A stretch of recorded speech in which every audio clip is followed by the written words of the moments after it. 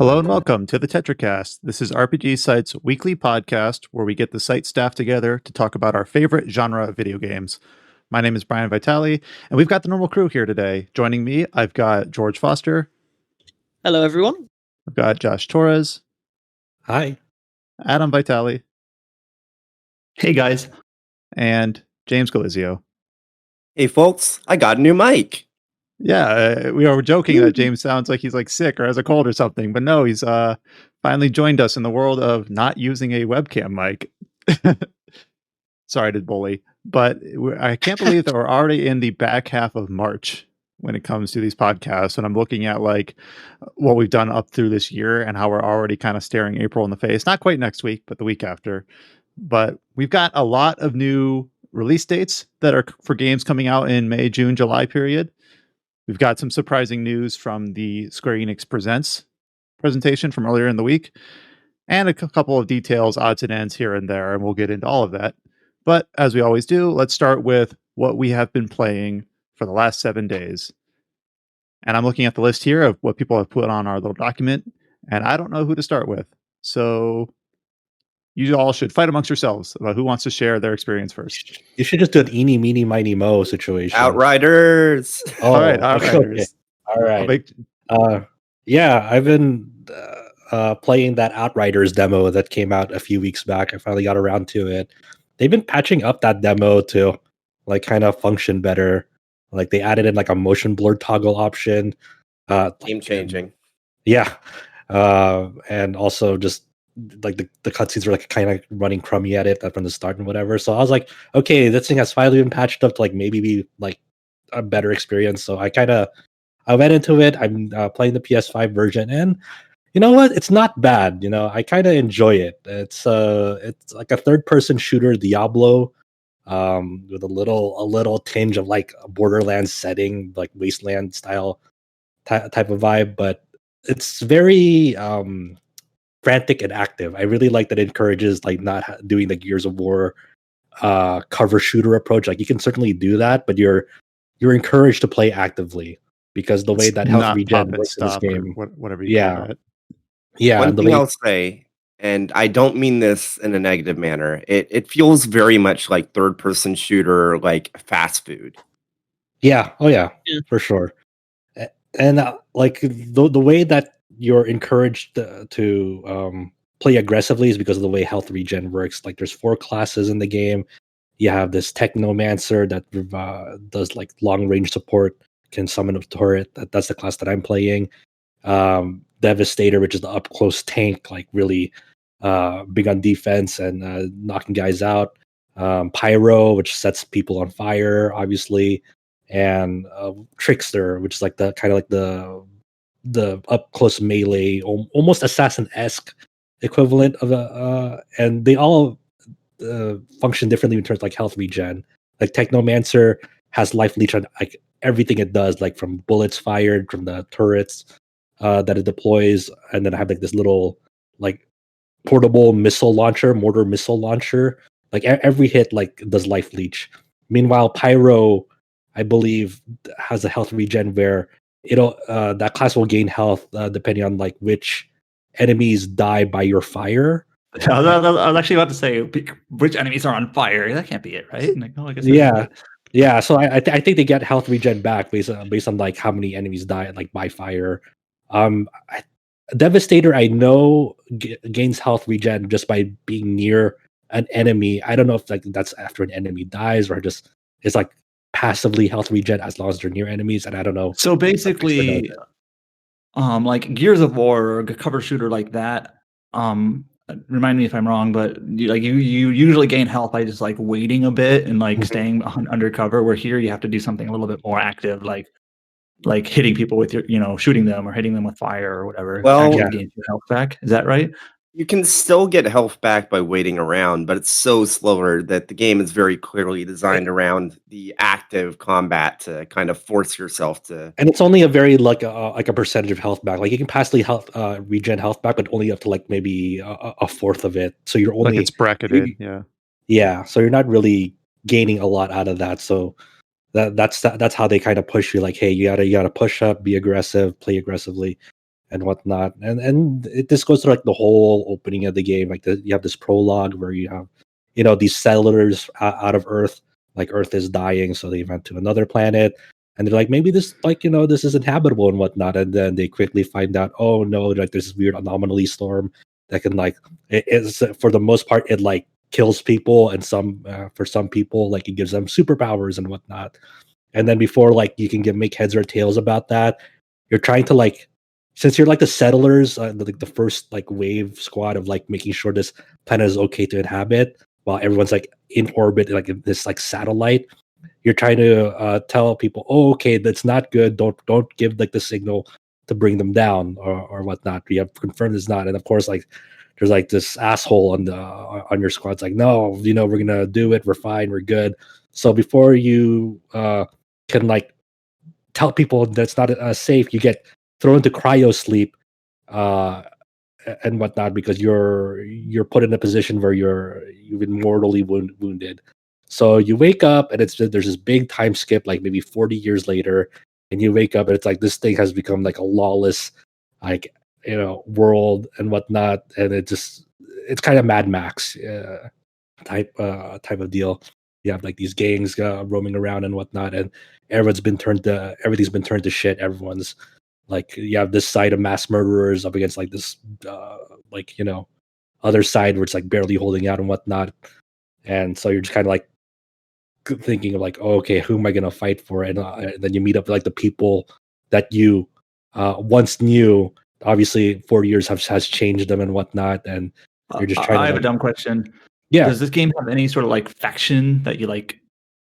You briefly mentioned like different people around the wasteland or whatever you want to call it, but like, is there any sort of like factioning in this game or not really?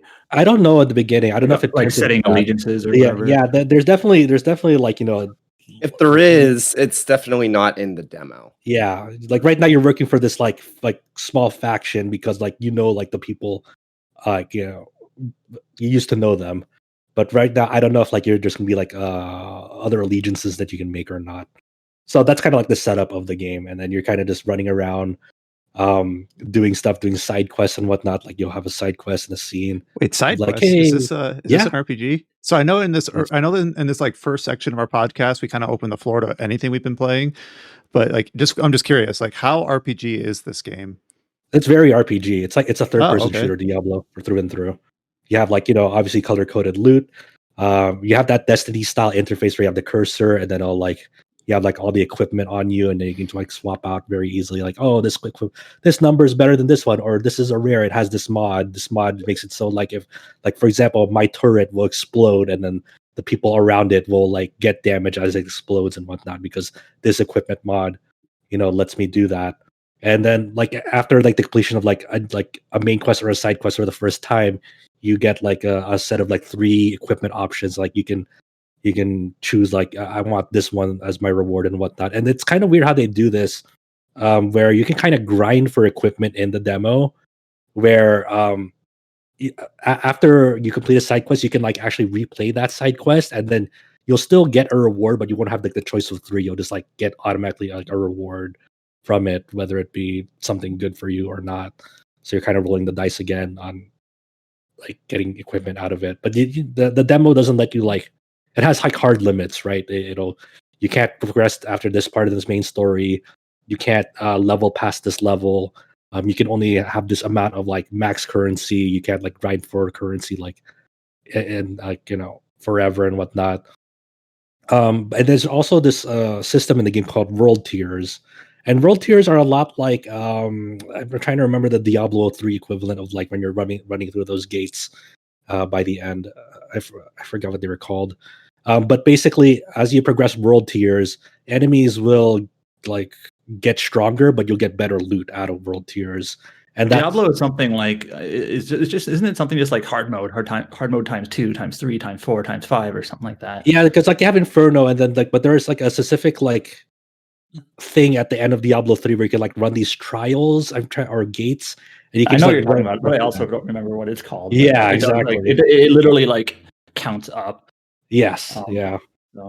So So that's kind of like the big risk reward thing. Like if you want to get better loot, you have to face stronger enemies, obviously. And the nice thing I really like about this demo is that it's fully crossplay. It's very easy to do crossplay too. So all you have to do crossplay is there's like a little toggle option say, do you want to enable crossplay?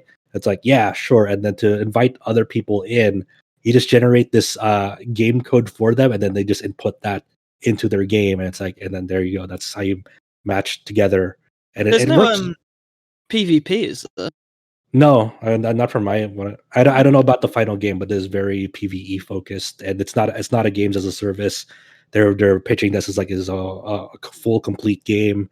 You don't have to wait for like there's like no dailies, no like whatnot. I don't know if they're gonna do. I don't know if they're gonna do events, because it's the weird thing about this is as soon as you start that game, yeah, you have to go to an authentication screen, and then even with the PS5 version, you have to like link your Square Enix account to that game to even start beginning playing it as well. Which is I only weird. asked because when I heard like you can toggle crossplay on or off, it makes me think like why wouldn't you want that? Like if there was PvP, I'd get it, because some people say, oh, they're on PC, so they're gonna win because they're mouse and keyboard. But like if there's no PvP, then like why even make it a toggle? I guess I just wonder like what people would say if they not want it. I guess. I mean, I can kind of see that now that I think about it, because the load times on this on PC and PS5 are pretty lightning quick, so you can go in and out. But like I hear the base versions, the PS4 and Xbox One, loading times are not great. So maybe you're just like, okay, I don't want it on. I only want to be connected to people who for sure have fast loading times. So like if I only okay, that makes sense. Yeah, I wasn't thinking of generational. There might also be like if you're doing a group content and someone's playing like this, you'd have to be really elitist here. But hey, those people exist. And I think this happens also like with console MMOs, where if you're doing like a group event or a raid or dungeon or whatever, and you're like have keyboard mouse players and then controller players, and then they have less DPS or are taking more damage, or like second class citizen at that point, where that might happen. And some people might just say like, I don't want to deal with that. I only want to play with PC players or whatever. It's a bit elitist, but it's just a fact. Yeah, and then there's also there's a whole skill tree system for each of the classes in the game. They have like 3 main branches, but you can like weave in and out of like what kind of specific build you want. Obviously, there's like big nodes on that skill tree that'll like give like a really special like skill to your class and whatnot. It's like it's free respec anytime, anywhere, essentially, which is really good. I will say bluntly that when you say there's 3 skill trees, I'm just kind of like, of course there are. Like, what other options are there? No, but it's really cool because like how they do skill trees, it's not like linear, where like it's like a straight line. Like on each of the 3 like branches, there's like mini like branching paths on each of them to like you can kind of really tweak and how you want to like build your character according to your play style. It's I was impressed with it. Like it's not like the best game ever from that demo, but it's not bad either. Like I had an enjoyable time. I think that the worst I could say about it is like the story is just whatever, like the tone of the story is kind of weird, because like it's kind of I guess the best I could describe it is like it's like a Bulletstorm light, where like Bulletstorm really leaned on like kind of the like a B movie cursing and like and whatnot. This one's like it's like sort of almost there, but it's too afraid to cross that line that Bulletstorm kind of did at some spots. So it's it feels toothless, even though and your character is definitely a dick. Like it's no heads or tails about it. It's like that's the character that they're trying to make too. And like your character isn't like a silent protagonist. They're like they have an active role in the story. They're an actual character in the story. Whatnot. All you do is like you make a name for them and like some appearance options and whatnot. And they can obviously make them a male or female as well. But they'll always refer to you as an outrider. So it's it's neat. And progress will carry over to the full game, right? Yeah. All the progress that you make in the demo. It does make sense then that they'll cap it to some extent, because otherwise you might Yeah. have like people who just decide for no good reason to be like, I'm going to grind these early levels until I'm like max level with a ton of money, and then go into the game like with a big leg up on everyone else. So I understand that they have to like rein it in a little bit. Even then, it's kind of weird too, because there's no PvP content, right? So you're just and like how much of a big leg up are you gonna get? Like if you cap levels but don't cap money or something like that. But like all the equipment that you're getting right now is probably gonna be obsolete in like the first hour of the full game. Yeah, that's probably true. Which is okay, sure, why not? I don't really mind, but yeah, that's the first impressions of that new People Can Fly game, or published by Square Enix. I've also been in a weird like sort of, I don't have like any active things I'm working towards right now for the site, so I'm kind of exploring what I feel like, because there's not a lot of like crazy new games out at the moment. Soon, but not soon enough. So I've decided, you know what, I'm gonna look for my PlayStation TV and hook that back up. So I hooked back up my PlayStation TV, did all the system updates so I can use a DualShock 4 in it, because at some point they allowed for DualShock 4 support on it, and I've started kind of replaying Muramasa Rebirth for some reason. I was like, you know what? I'm tired of waiting for Vanillaware to maybe port Muramasa anywhere else. So I downloaded that game and all the DLC with it, and I'm just like, you know what? I'm just gonna. Have you never played it before? No, I played this. I played this a lot when it came out. But it's one of those things that I like coming back to the game because it's so. Oh yeah, it's so fun to play. Like it's definitely one of the, arguably the best action game on the Vita, and maybe of all time. Who knows? I don't know, but it still feels really good to play. I've been having a lot of fun with it. Other than that, it's all I've been playing. It's just kind of weird because we talked about this a tiny bit when we were talking earlier in the year and late last year about 13 Sentinels, where like Muramasa and that game, 13 Sentinels, obviously they have a similar art style, but they play completely different. They have completely different like paradigms in terms of like just like gameplay to story and how you interact with the game. And I hadn't played many Vanillaware games, but Muramasa was the one that I played on my PlayStation Vita. Like, I think I've dunked on the Vita a few times when James has talked about it, but like, no, I was there when Muramasa came into it and I played it and I enjoyed it a lot. It's a very difficult game when you play it on its hardest difficulty, but it's just such a different experience from 13 Sentinels in every way. Yeah, I was thinking of when it's kind of like choose a difficulty. I was like, do I want to do Fury difficulty? Because that's the difficulty. It's like a one shot, one kill for you. I was like, I'll just do the Chaos, which is kind of like the hard difficulty equivalent. Because I was thinking about, I've done a Fury run of that game. It's crazy. I think I just played through it once on normal. I think I got it through PlayStation Plus at one point, back when it had Vita games. I think that's what it was. So it was kind of like, no barrier of entry. Why not try it? And then I enjoyed it a lot. I definitely recommend, if you ever like revisit that, if you haven't played the DLC. The DLC is arguably better than the base game for that game, because it's like 4 different characters per DLC, and they all function very differently from the 2 main characters. They have like their own mechanics going on. Now it's only on Wii and Vita, right? Like, those are your options. Yeah, but the Vita is the only one that has the DLC. Wii has the base game. Need to track one down. Yeah, or they should start putting their games on PC or Switch. We'll take either. I wish, man. I'm waiting. I just have a spare PS TV. What was that? I have a spare PS TV. Why do you have a spare? To give it to you just for this moment. Because my roommate said he didn't want his anymore, so he just gave it to me. Oh, disrespectful. I have 2 PS TVs as well, but like back then it was like you have to get a separate PS TV per region, so it's like one for US and one for Japanese games. So George, you have on here that you have recently picked up an Xbox Series X. I thought you already had one, but I guess not. What are your thoughts?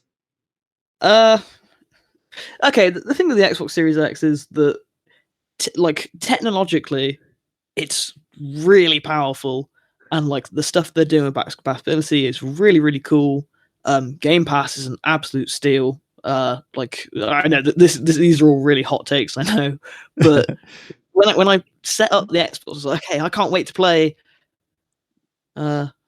Ori, I guess. Like finish that. Like you remember how excited I used to be about Ori? Oh my god, that makes me seem old.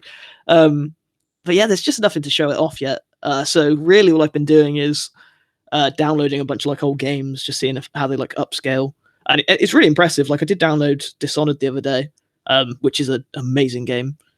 And that the thing is, it's like it feels silly to be like, oh my god, it runs at 60 now, and like on PCs, like that's been, you can do that probably since the game was launched. But as a console peon, it's like it's cool to have games in 60 that never were.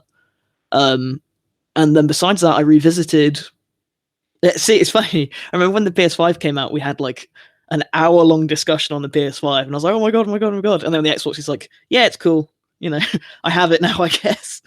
Well, I mean, it's hard to have an hour-long discussion when there's only one person that has the Xbox on the podcast. Oh, so.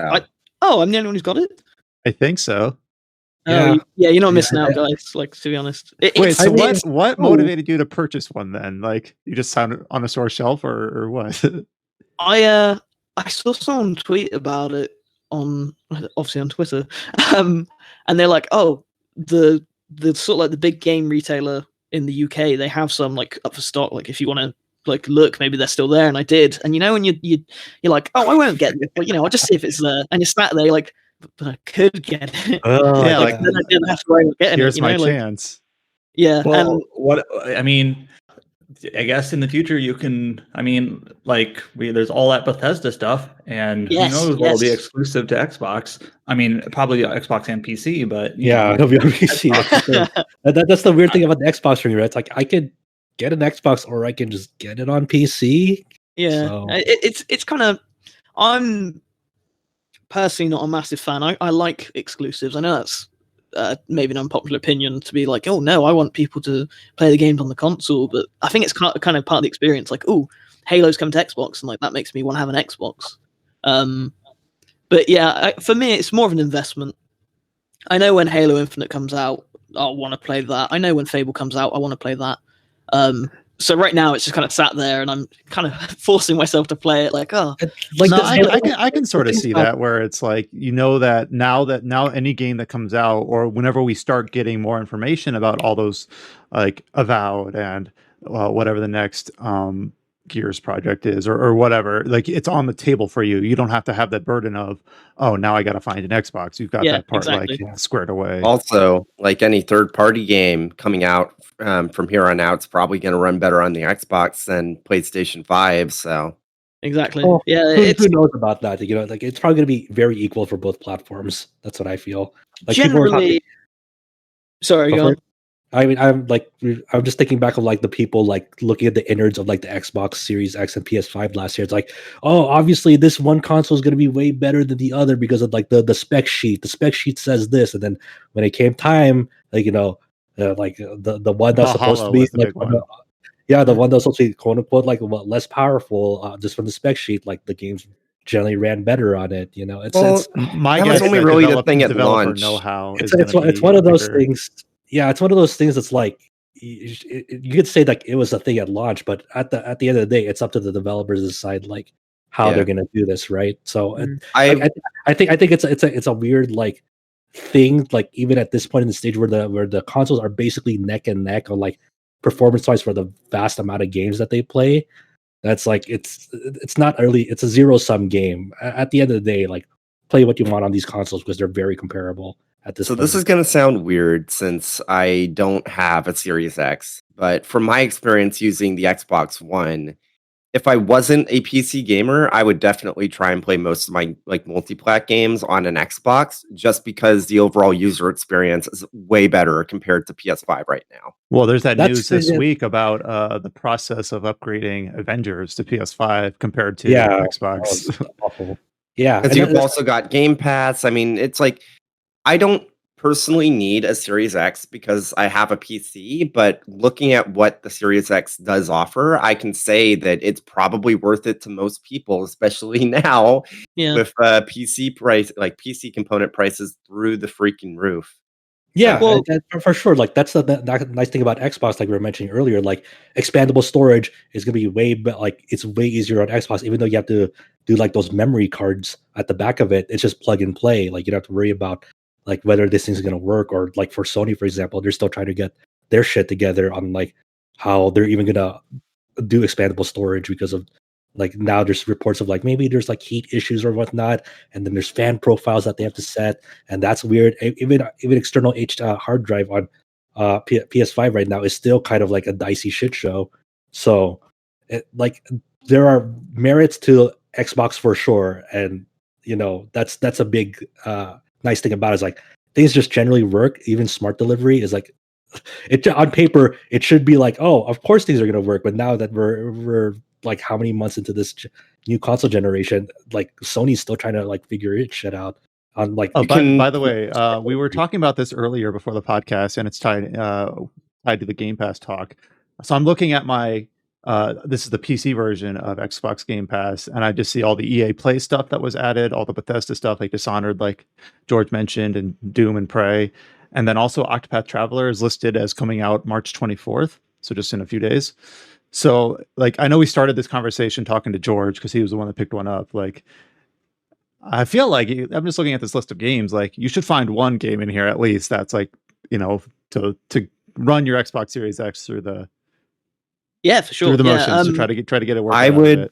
I would recommend Prey if you haven't played it already. Because Prey is great. Yeah, it just got FPS boosts and whatnot, and it's on Game Pass. So it's like, that's the thing. It's like an Xbox Series X with like Game Pass Ultimate or whatnot.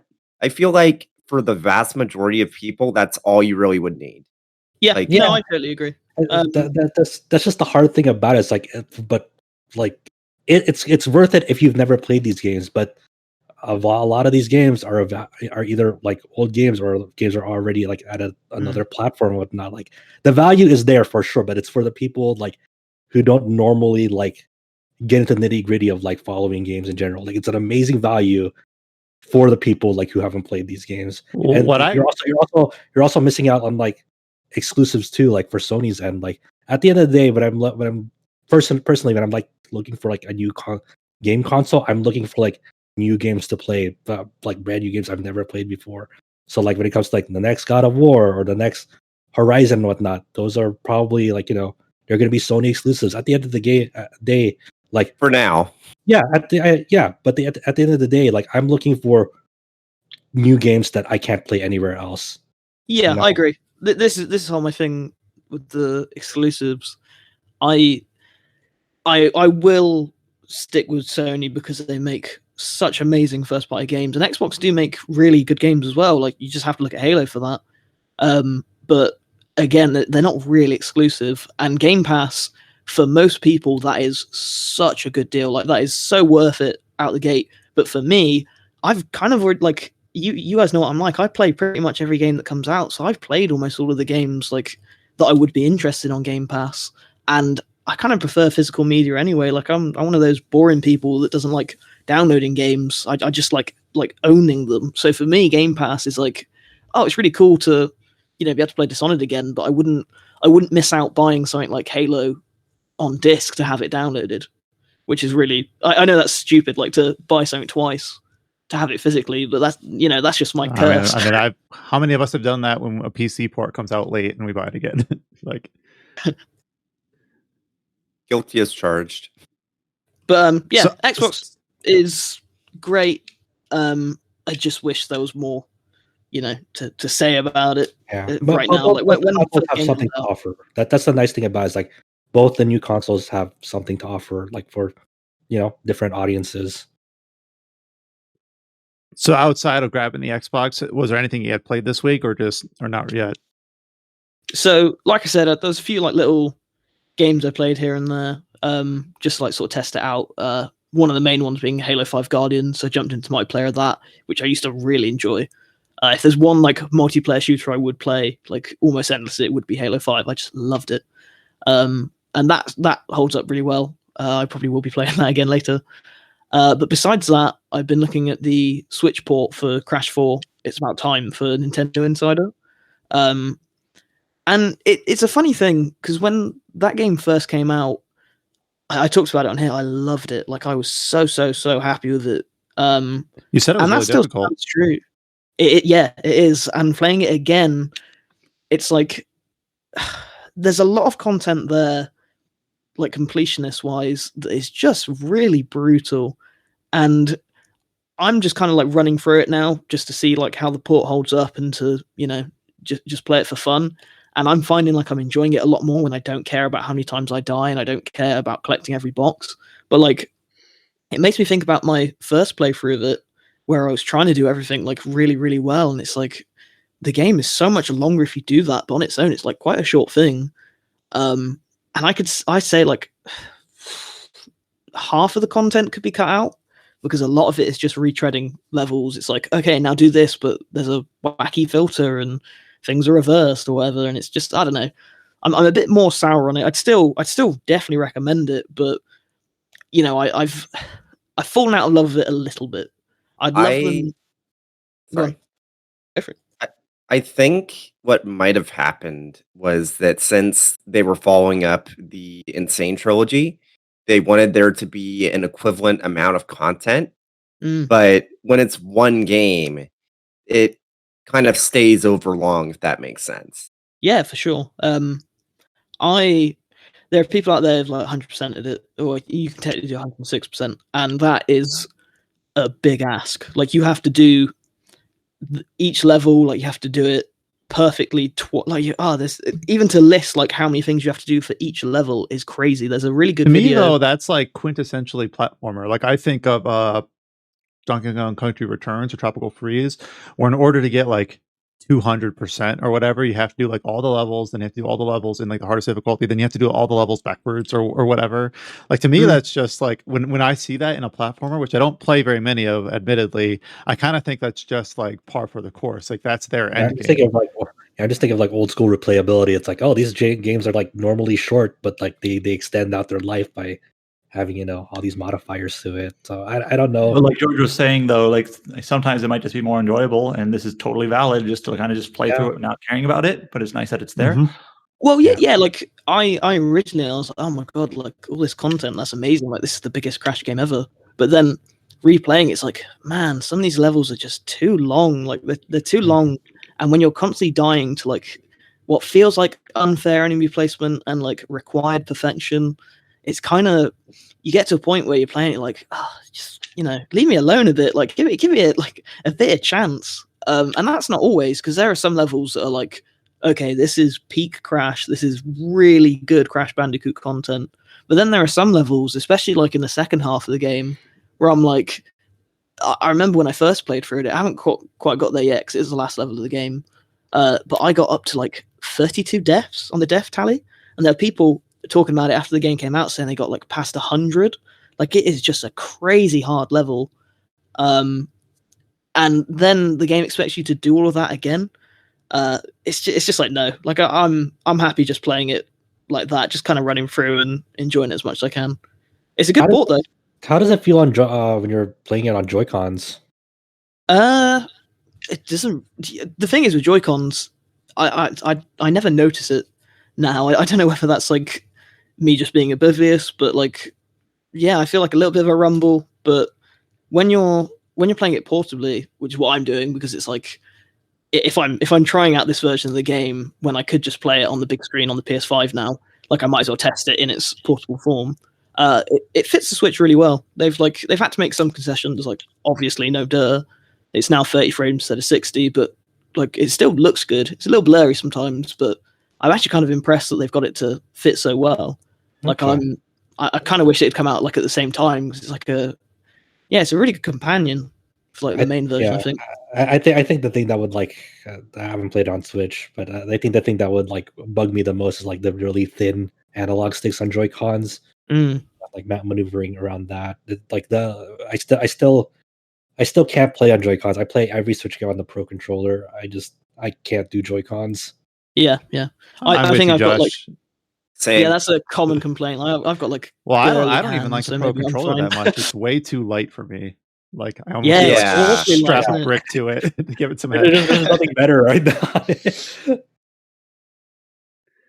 I saw someone like you know how this is a stupid tangent, but I'm gonna allow myself to go to it. Did you ever like find something on the internet and you see something that's like just wrong and you're like, I have to correct that person? I saw someone talking about how great the Switch Pro Controller D-pad was, and I'm like, no, you cannot think that. Like I played Fire Emblem Three Houses, which is a very menu-based game, and you like press right on the Pro Controller's D-pad, and it can't tell if you're pressing right, up, or down. And I'm just like, Yeah, dude. It's so annoying. Anyways, tangent about me griping about the Switch controller. I actually thought something was wrong with like my controller when playing Fire Emblem because like, why is the cursor going the wrong direction? Like, oh, I guess that's just normal.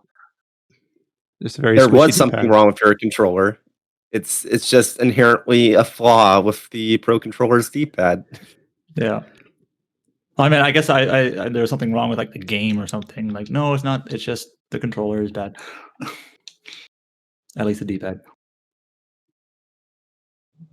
So, James, you have on here something that was kind of a bit of a surprise this week. So, we learned that NieR Automata was coming to Xbox Game Pass PC. What we didn't know until this week was some of the finer details about that. So, maybe I'll just let you take it away. And I think you've put some time into the surprising new PC port for NieR Automata. Yeah. So, just to be completely clear, when I played NieR, I played it on PS4. I actually imported it when it was Japanese launch, so I played it like before even the spoilers could happen.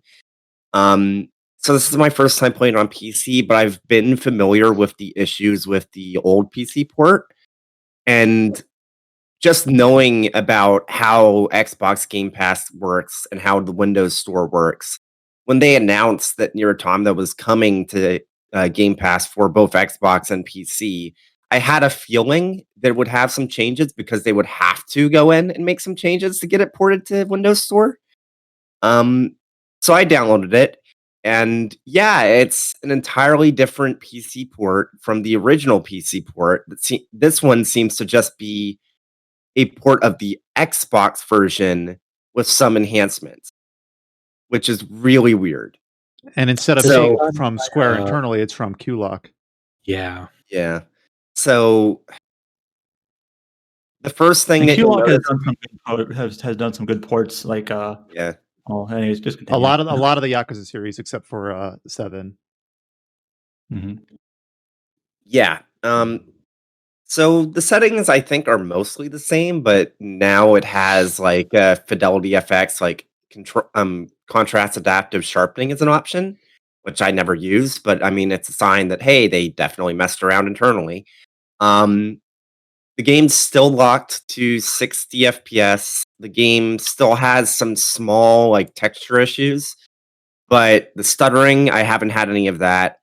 The cutscenes run perfectly fine.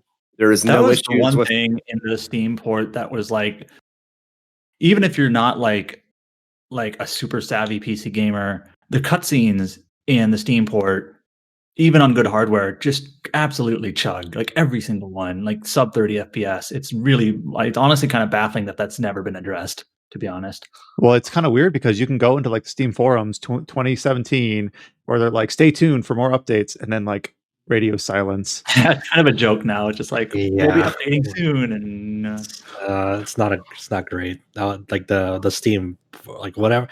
The things that happen around the Steam version of NieR Automata is still baffling to this day. Like people still have to get that far mod too. Yeah, and it's all on Square Enix. It's not Platinum because they even said you have to ask Square Enix to allow us to do any changes to it. It's like, but yeah, I've played around with it a bit. I haven't played too much. Basically, just got through it's not really a dungeon, but you know what I mean. First, like kind of section of the first playthrough. So, granted, my PC specs are completely OP, but so with Ryzen 9 and an RX 6900 XT, I was able to run it at locked 60 FPS at 5120 by 2880.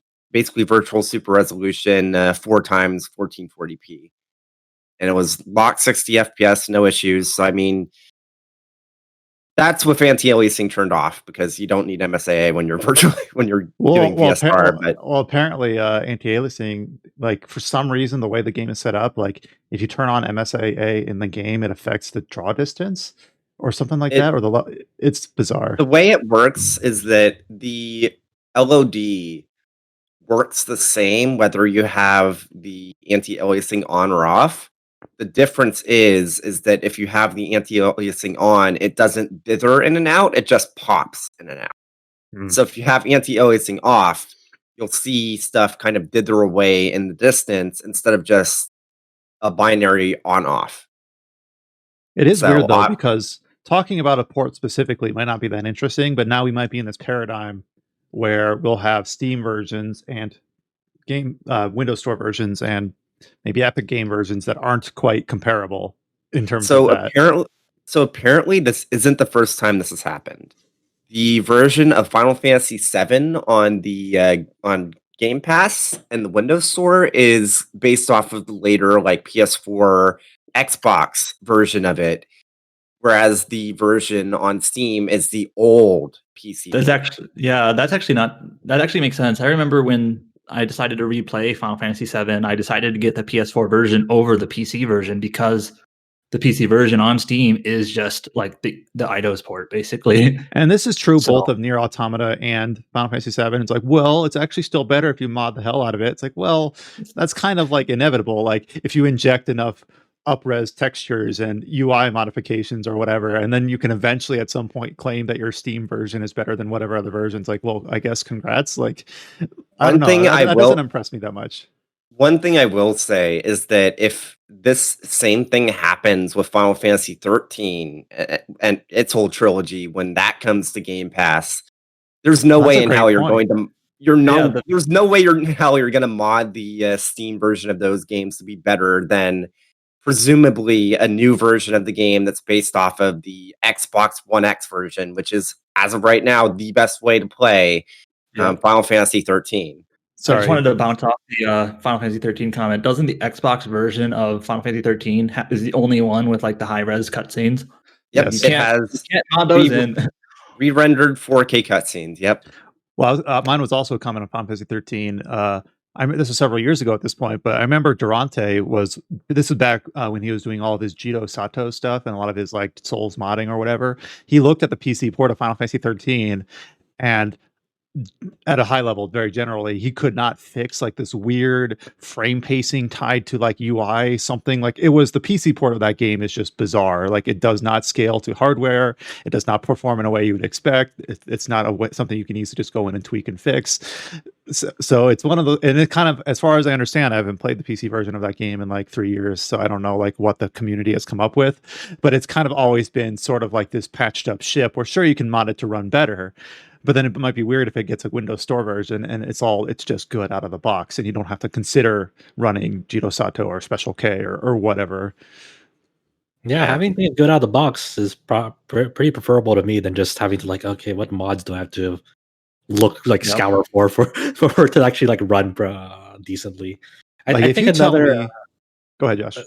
I was saying that I think another example of like having a new PC port with the Game Pass or Windows Store version is I think the Evil Within as well has a similar like enhancement on Game Pass where it has like offers more options.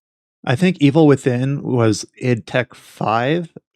Which was always kind of like the weird ugly ducking of it, because ever since like id Tech 6 and I think 7 now for Doom Eternal have been like well lauded and scale impressively, obviously all the way down to Switch. But id Tech 5 was kind of like a weird period where they had like the mega texture oddities. They had some weird design decisions there. So I wonder if there's like a porting the engine or making it run like with a different like graphics API underneath. I'm not sure.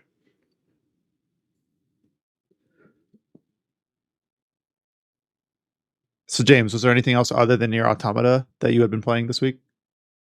A buddy of mine just released his indie game this week, Adios. So that's like Studio Mischief. Not going to talk about it anywhere like on like a website or anything, except podcasts. I played it. It's good. It's a very small like narrative like adventure, and it's like it was a team of basically just two dudes and the person that they hired to do like the visuals for it. But it's good. If it basically the premise is that you play as this pig farmer that. Oh, I did see that. I saw this on Twitter. I was thinking, I was like, yeah, sounds familiar. Yeah. Yeah, he's decided that he no longer wants to basically let his pigs help dispose of bodies for the mob. And yeah, it's neat. It's a pretty good story and all that. Obviously, not for everyone. Not everyone's into those like sort of like, for lack of a better term, walking sim. Yeah, but it's good. Support him. Like again, small indie developer and whatnot. Yeah, and that's called Adios, right? Yep, on Steam. I actually saw the. It's also available on Xbox, and you can buy it on itch. Okay, cool. I saw the account. Can you pet the dog? Have a shout out for it, but it's kind of sad, so don't look it up if you don't want to cry. I know it's always cool to see like these little indie developers have the tools available to be able to release a 2-person, 3-person project and get it signal boosted. And I think it's rated very positively on Steam right now, so people have taken to it pretty well. All right, I think we're over to Adam. Yep. So I, in the last week, have been playing a dungeon crawler RPG titled Saviors of Sapphire Wings. Now, this is a dungeon crawler from the Japanese development team at Experience Inc. That's also not the full title as well. Sorry? Oh, that's not the full title. Well, of this game it is, Saviors of Sapphire Wings. So Experience Inc. is sort of like a Japanese indie studio-ish, at least that size, that develops like dungeon crawlers. They're like Etrian Odyssey, maybe, like first-person grid style, step-by-step, type of motion dungeon crawlers. And what recently released is actually a dual pack, which is what you're getting at. It's called Saviors of Sapphire Wings / Stranger of Sword City, and those are the two games in the pack. So Saviors of Sapphire Wings is actually what it is a redo. It's like a remaster with new art of one of the studio's very first RPGs back when they were like really truly indie, that never released in the West before. And bluntly, you can kind of tell that it's like one of their earlier games. All their games are similar in ways, being dungeon crawlers with similar flavors and whatnot. But this one is just a little bit more basic. It's a little bit more plain. It's fine.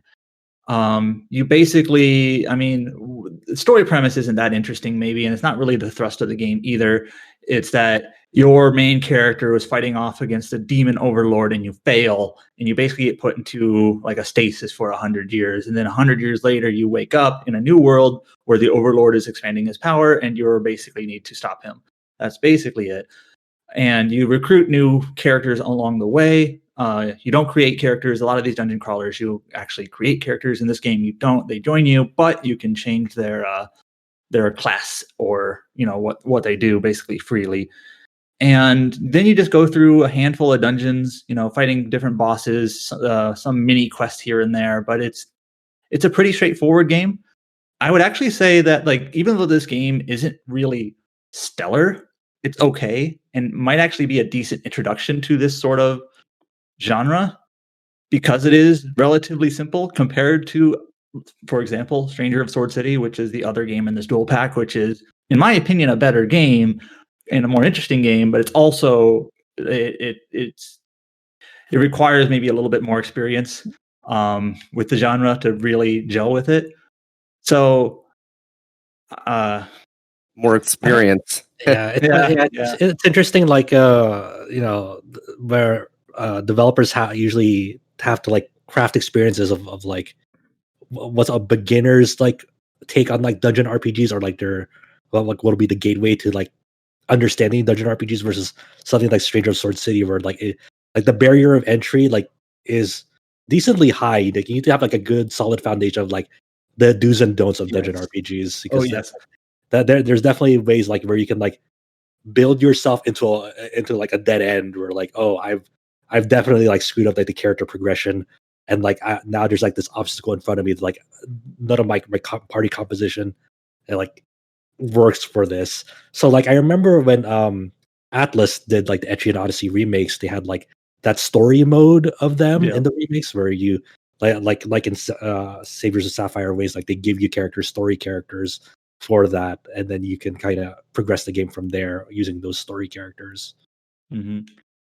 So this dual pack is actually, actually pretty well suited in that regard, in a way that, like, if you're looking for an introduction to this genre, if you're interested at all, you can play Savior of Sapphire Wings, and if you gel with that at all, even though I don't think the game is like fantastic, then you can maybe try Stranger of Sword City after that. This is the like an updated version of Stranger of Sword City, right? It's like Stranger of Sword City. Oh yeah. So I had played Stranger of Sword City when it released on Vita back in 2016, I think, and they re-released it. So that version, let me back up a bit. That version actually did release on multiple platforms, on PC and Xbox, I think. And then they re-released it on Vita only as Stranger of Sword City Revisited. As far as I understand, it's largely the same game, but it does make a few tweaks in terms of like there's like one new dungeon and there's a couple of new equipment and skills and things. So it's just sort of like a minor, not like a remaster, not like Savior Sapphire Wings is, which is like all new art and everything, but it is an updated version, and that's the version that is on. I will Twitch and say, Steam now. so I haven't actually gotten around to playing Revisited, but I have read up on the changes. You're right that visually it's basically identical, but it makes two important changes. One, you cannot choose the anime art style. You only have the good art style. Two, no Moe blobs, right?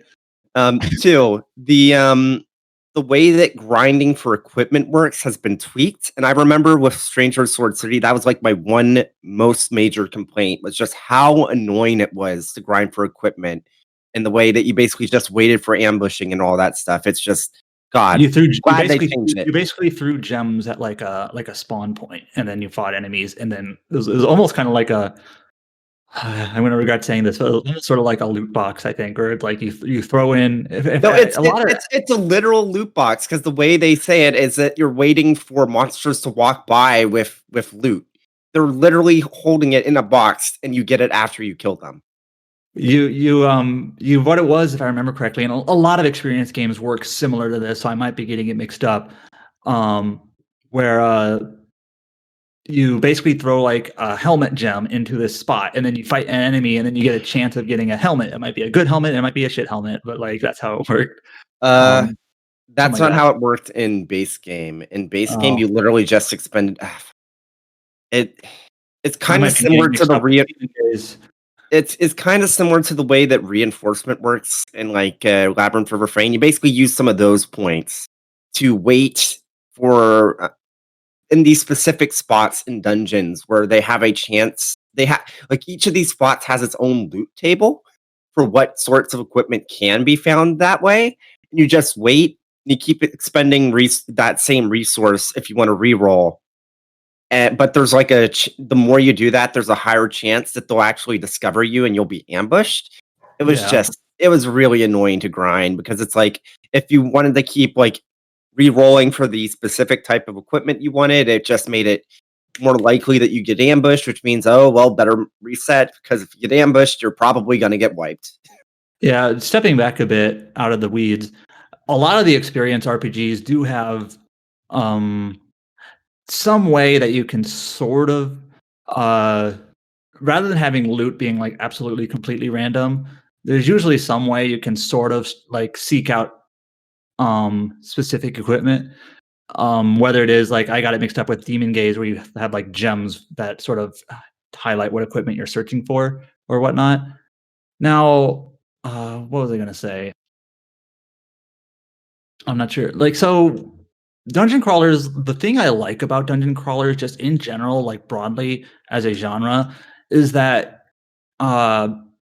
you as a player do have a lot of control over like how you construct your party and how you approach battles, and that can have like major effect on how well you're doing.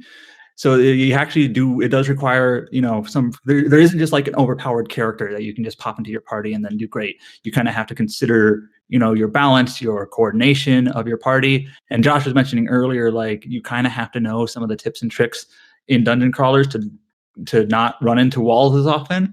For example, if you played any dungeon RPG, you need a paladin. You need someone to basically be like the tank shield of your group. And almost all dungeon crawlers have some sort of ability where the tank will basically take hits for everyone else.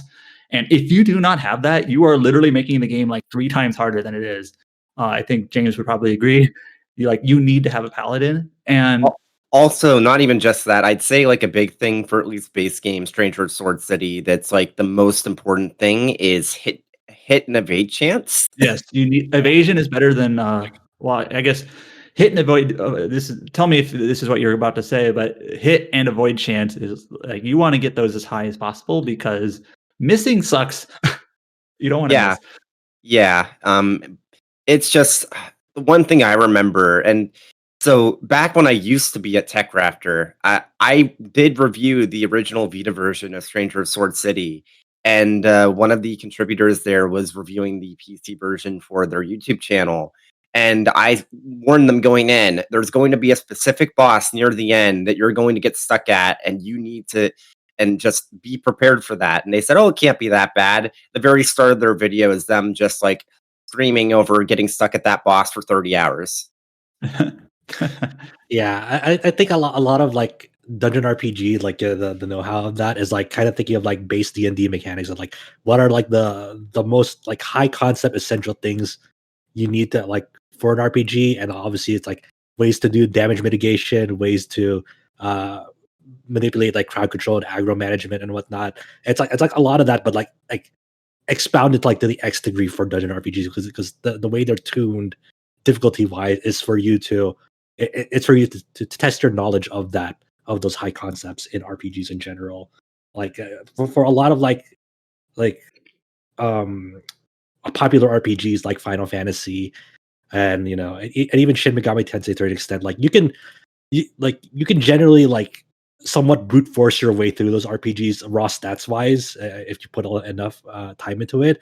Dungeon RPGs, like for the most part, like it's not like you have to have a game plan. Yeah, exactly. And that's why I like them. Yeah. So what do you think about the PC port? Because you're playing the PC version, right? Because I've heard some things about the PC version.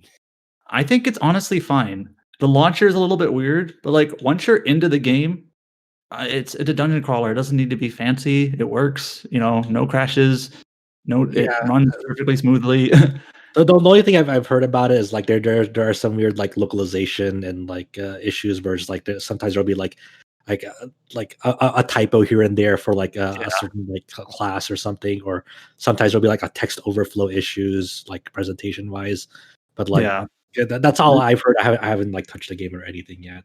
There are some cases, and it's one of those things where it's like it doesn't bother me that much because I know this is a niche genre. And they're probably not going to put a whole lot of effort into making sure it's like basically like there are some places where the English text just takes quite a bit of space. So there's either like a small bit of overflow or it gets like scrunched to fit in the spot. And it's just like, okay, whatever to me.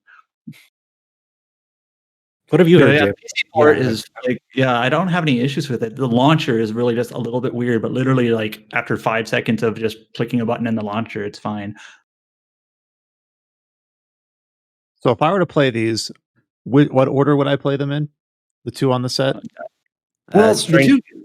Saviors of Sapphire Wings is technically the first game in the Students of the Round like universe of games.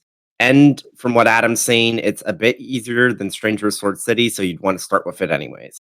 All right.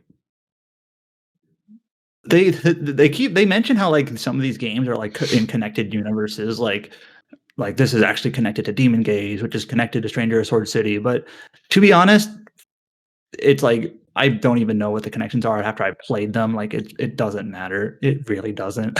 Yeah, like for me, like even in Etrian Odyssey, like the story takes a backseat to gameplay mechanics because the gameplay is first and foremost. That's what I really care about in dungeon RPGs. is how do things mesh well together. The everything about this plot and story and characters doesn't really. I don't really think about it too much at all in dungeon RPGs. Yeah. But I wanted to mention this. Sorry, this is kind of looping back to a discussion we were talking about just a few minutes ago. But like in terms of like strategies in these games, like this is one of those things that may not be super intuitive if you're playing one for the first time. But like usually these RPGs, they're actually based like very loosely off of like old wizardry games. They have like very like holdovers from that. Absolutely, yes. Like wizardry doesn't really exist anymore, so this is sort of like honestly the closest thing in the modern landscape. But like for example, you eventually will gain skills that are basically like buffs that you can put on your characters that last throughout the whole dungeon. I remember, I forget the first game I played, maybe in this style, maybe it was the original Demon Caves, where like I didn't realize those existed at first. And they make the game a lot easier, where you can basically like put on buffs on your party, like when you enter a dungeon, to make you like you're more evasive, you're more likely to hit enemies, you take less damage against magic and things like that. And then when you get into battle, there's usually like party skills that you can use like outside of your unit abilities to like raise your hit chance or whatever, that you can kind of bolster those on as well. And then there's other buffs you can do, just like more standard. And like you kind of have to understand like how all of these actually work, because if you just ignore them, it's not going to go very well for you. It's just the sorts of things that you just kind of have to play the game and learn it and figure it out, like exactly how these all work. You can't really brute force it, like you were saying. You kind of have to know how you kind of have to plan properly and understand like what's available to you and how you can basically tip the scales more so in your favor. Yeah, the entire genre is about just trial and error, right? It's a lot about like understanding just base knowledge things, and then understanding the nitty-gritty of like each of the individual game. Like, okay, what system does this game have that differentiates it from this game? And how can I make use of it in the context of this game? Like that's kind of like the neat thing about dungeon RPGs. Like they all kind of seem like, they're all similar on the surface, but once you get to the nitty gritty of each one, it's like, oh, there are things specific to this game that I have to keep in mind. Yeah, it's kind of funny. Like if you're not into dungeon RPGs, they all kind of play the same. But like when you're into them, it's like, no, they're like there's little like there's like little tidbits here and there that are different, and it can affect gameplay a lot, depending on how exactly it all fits together. Yeah, like in this Etrian Odyssey, I have an alchemy class, and I'm actually doing alchemy in the middle of combat, trying not to die. Yeah, I miss Etrian Odyssey. Me too. It's been like 3 years since that. That's cute teaser. Yeah. Atlas, give us another dungeon RPG, please. We're dying. If you can't tell, like I'm just like my favorite dungeon RPG series is Etrian Odyssey. Admittedly, I think I've played every Experience game that's been localized to English. They announced a new one that we'll talk about. But like, I don't think any of them really are as good as almost any Etrian Odyssey game. Like Etrian Odyssey is really good. I think with dungeon RPGs, it's like one of those genres where the most popular like series is also probably the best and most consistently good. Yeah. So it's like Etrian Odyssey, it's like they're really good. Back in the day, that used to be wizardry. Then wizardry really fell off after, I can't even remember what was the tipping point. I played that Japanese wizardry game. So people who don't know, like the wizardry IP like has kind of bounced around a bit, and then like some Japanese developers have had their hand on it. So some people even make a distinction between like classic wizardry and no, this is Japanese wizardry. It's not exactly the same, even though it's technically the same IP. I played. Well, I don't even remember what it was called. Exceed released it last year. Do you remember this? Labyrinth of Lost Souls. Yeah, that game was actually honestly one of the worst one of the weaker ones I played. It was. For those of you who play dungeon RPGs, it was like all the maps were like big open rooms. Like that's not interesting. Like the overall aesthetic of it, like it like isn't like well crafted together either. Like I played that when it was like originally released like on early PS3. Yeah, I was like, oh man, but they really. So for those of you, I'm just saying they really did wizardry dirty. Damn. Yeah. I can just hear the silence between Brian and George. Again, I'm just enjoying it, Yeah, I just like that's part of the reason why I enjoy having this section at the front of the podcast is that we all have different. This is going to sound very kumbaya, but I do believe there's a nugget of truth to it, where like I'm sure when Yeah. I'm talking about Fallout 76 or whatever, you guys are all like got your head in your hands or something like that. But when you guys are talking about dungeon crawlers, I'm just enjoying hearing you guys. I'm living vicariously through your experiences with experience games. For the Then record, there was the month and a half where I was just talking about Final Fantasy 14. oh my god, yeah. Yeah, I just want to like in general, I enjoy hearing about games through your guys' experience rather than just like taking whatever consensus I imagine to be true from Twitter and being like, oh, there's nothing important to say about Marvel. But if you were to play that and tell me how Black Panther plays or whatever, like I'd love to hear it rather than just take at face value whatever dunks or hot takes people have in their little tweets. You know what I mean? So All right, so the last question, Adam, which one of us is going to review Labyrinth of Yomi? I would like to, but I know I'm going to have to fight you for it. So the thing is like they've been working on Labyrinth of Yomi for a while. I think we talked about this in a previous podcast, maybe even the most recent one. That like they announced it like 5 years ago, and it went through some development changes. But like this Savior of Sapphire Wings is sort of like announced and released like within a year, and it almost felt like just sort of a side thing that they just wanted to push something out while they were working on Yomi. So like Yomi is more like the more interesting release, really. So I'm interested to I see still it. need to play my import. I need to get around to it because like everything I've read from like Amazon Japan reviews and whatnot, which generally for the more niche titles, you get some actually really good reviews if you bother to like read them. It seems like it's a really, really good dungeon RPG. So I'm excited to see how like both of us feel about it because like both of us are good. Let's be honest. Labyrinth of Yomi, if it's any good, will probably be one of our game of the years. I like how Are you we- guys defaulted to that name and not Undernots. That's exactly what I was going to say. Like, are we just not calling it Undernauts anymore? Well, it's also kind of like I think we've called it Yakuza 7 more than we've called it like a dragon. Like sometimes a certain name sticks and a certain name doesn't stick. I still think they should have kept the name Yomi Osakuhana. Well, that's what's on the box still, apparently, unless that changes. We're not calling it Yakuza 7 Whereabouts of Light and Darkness. It should be, to be honest. So I feel kind of bad because I don't have a lot to contribute to this front section of the podcast because I've just been like still swimming in Bravely Default 2. I'm at like the 90-hour mark. So I'm basically like at the end game. Like I've been doing the whole like final Just been squeezing every last drop of content out of that game, aren't you? basically Like, I've like this is how stupid I am. Okay, like I've been looking at my lore book, seeing like what all the enemy drops and steals are, and if I don't have them, I go back to that place and get those items to fill it out for no good reason. And you must then, have really enjoyed it. Though. no, I really haven't. I really have liked it, and it has quite a meaty, like quote unquote post game where you fight all the. I don't know if this is an official term, but people call them like portal bosses, where you basically fight stronger versions of the story bosses. Only you get better gear from them, and they use different tactics or whatever. And there's certain times where like the best feeling in a turn-based RPG for me is this is kind of particular, but I think it's true.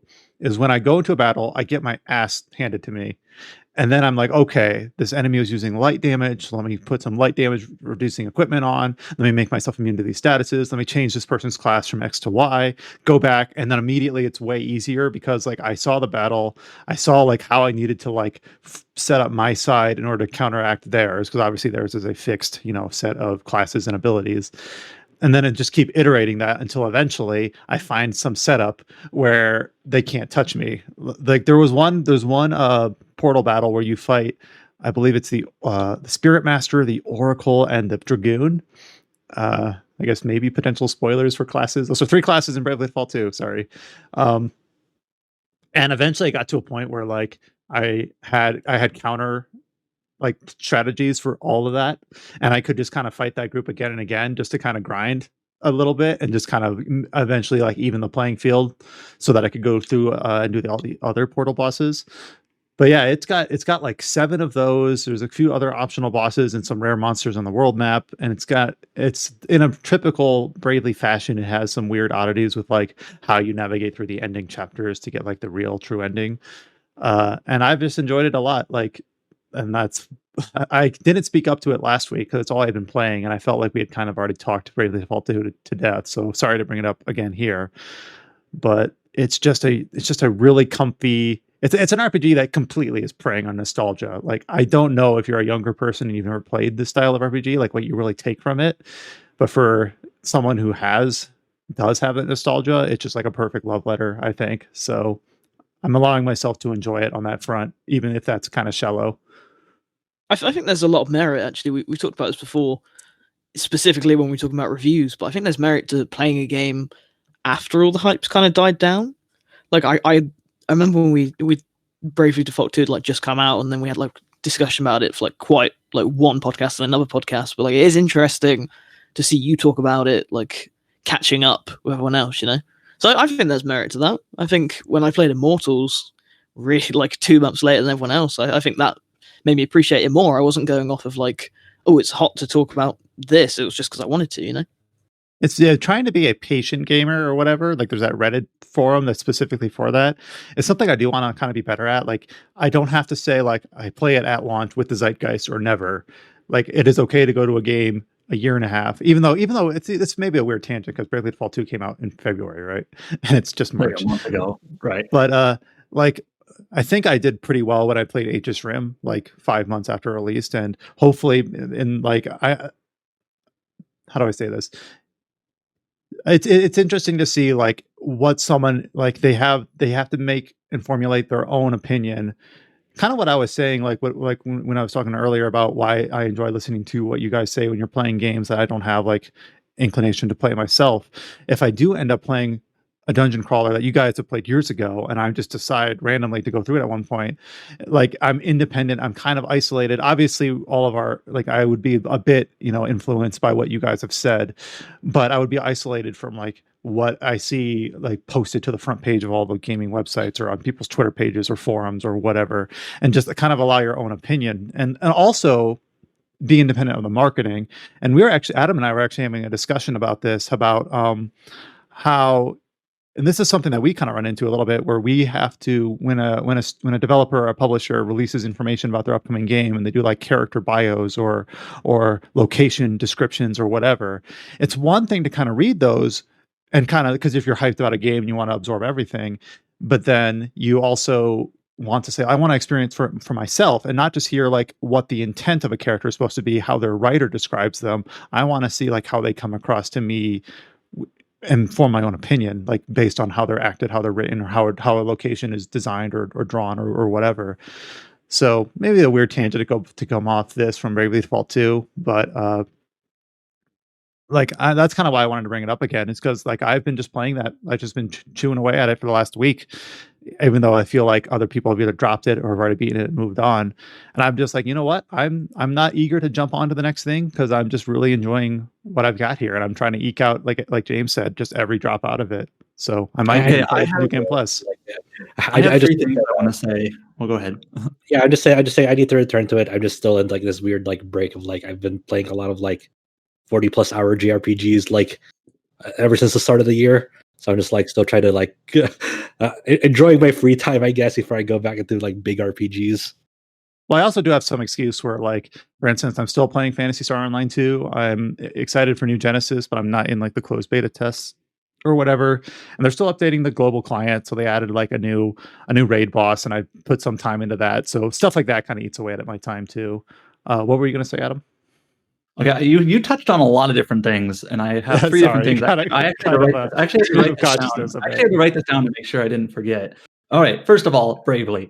That was actually one of my favorite parts about the original Bravely Default, was like in the looping section of the game. The overall structure kind of sucks. This is the original Bravely Default, but like those like super bosses that basically combine like different asterisk holders into like some antagonist team against you powered up. Yeah, those are like honestly like my favorite part of the game. So it's kind of nice that Bravely Default 2 brought that back, and it's just like you don't have to do it, but it's just like a good like kind of post-game ultimate sort of challenges there with those sorts of bosses. We're talking about like playing games around launch. Like when I go back and just think about like what games are my absolute favorite games, like what are my top 10, almost none of them I played at launch. Like none, like a few of them maybe, but like there are so many games that I kind of just went back to after years. Like for example, Valkyrie Profile. I didn't have a PlayStation 1, and I didn't even play it on PlayStation 2. But like eventually, I just went. I think I played the PSP version. I played the PSP version first, and that was after that release too, and I loved it.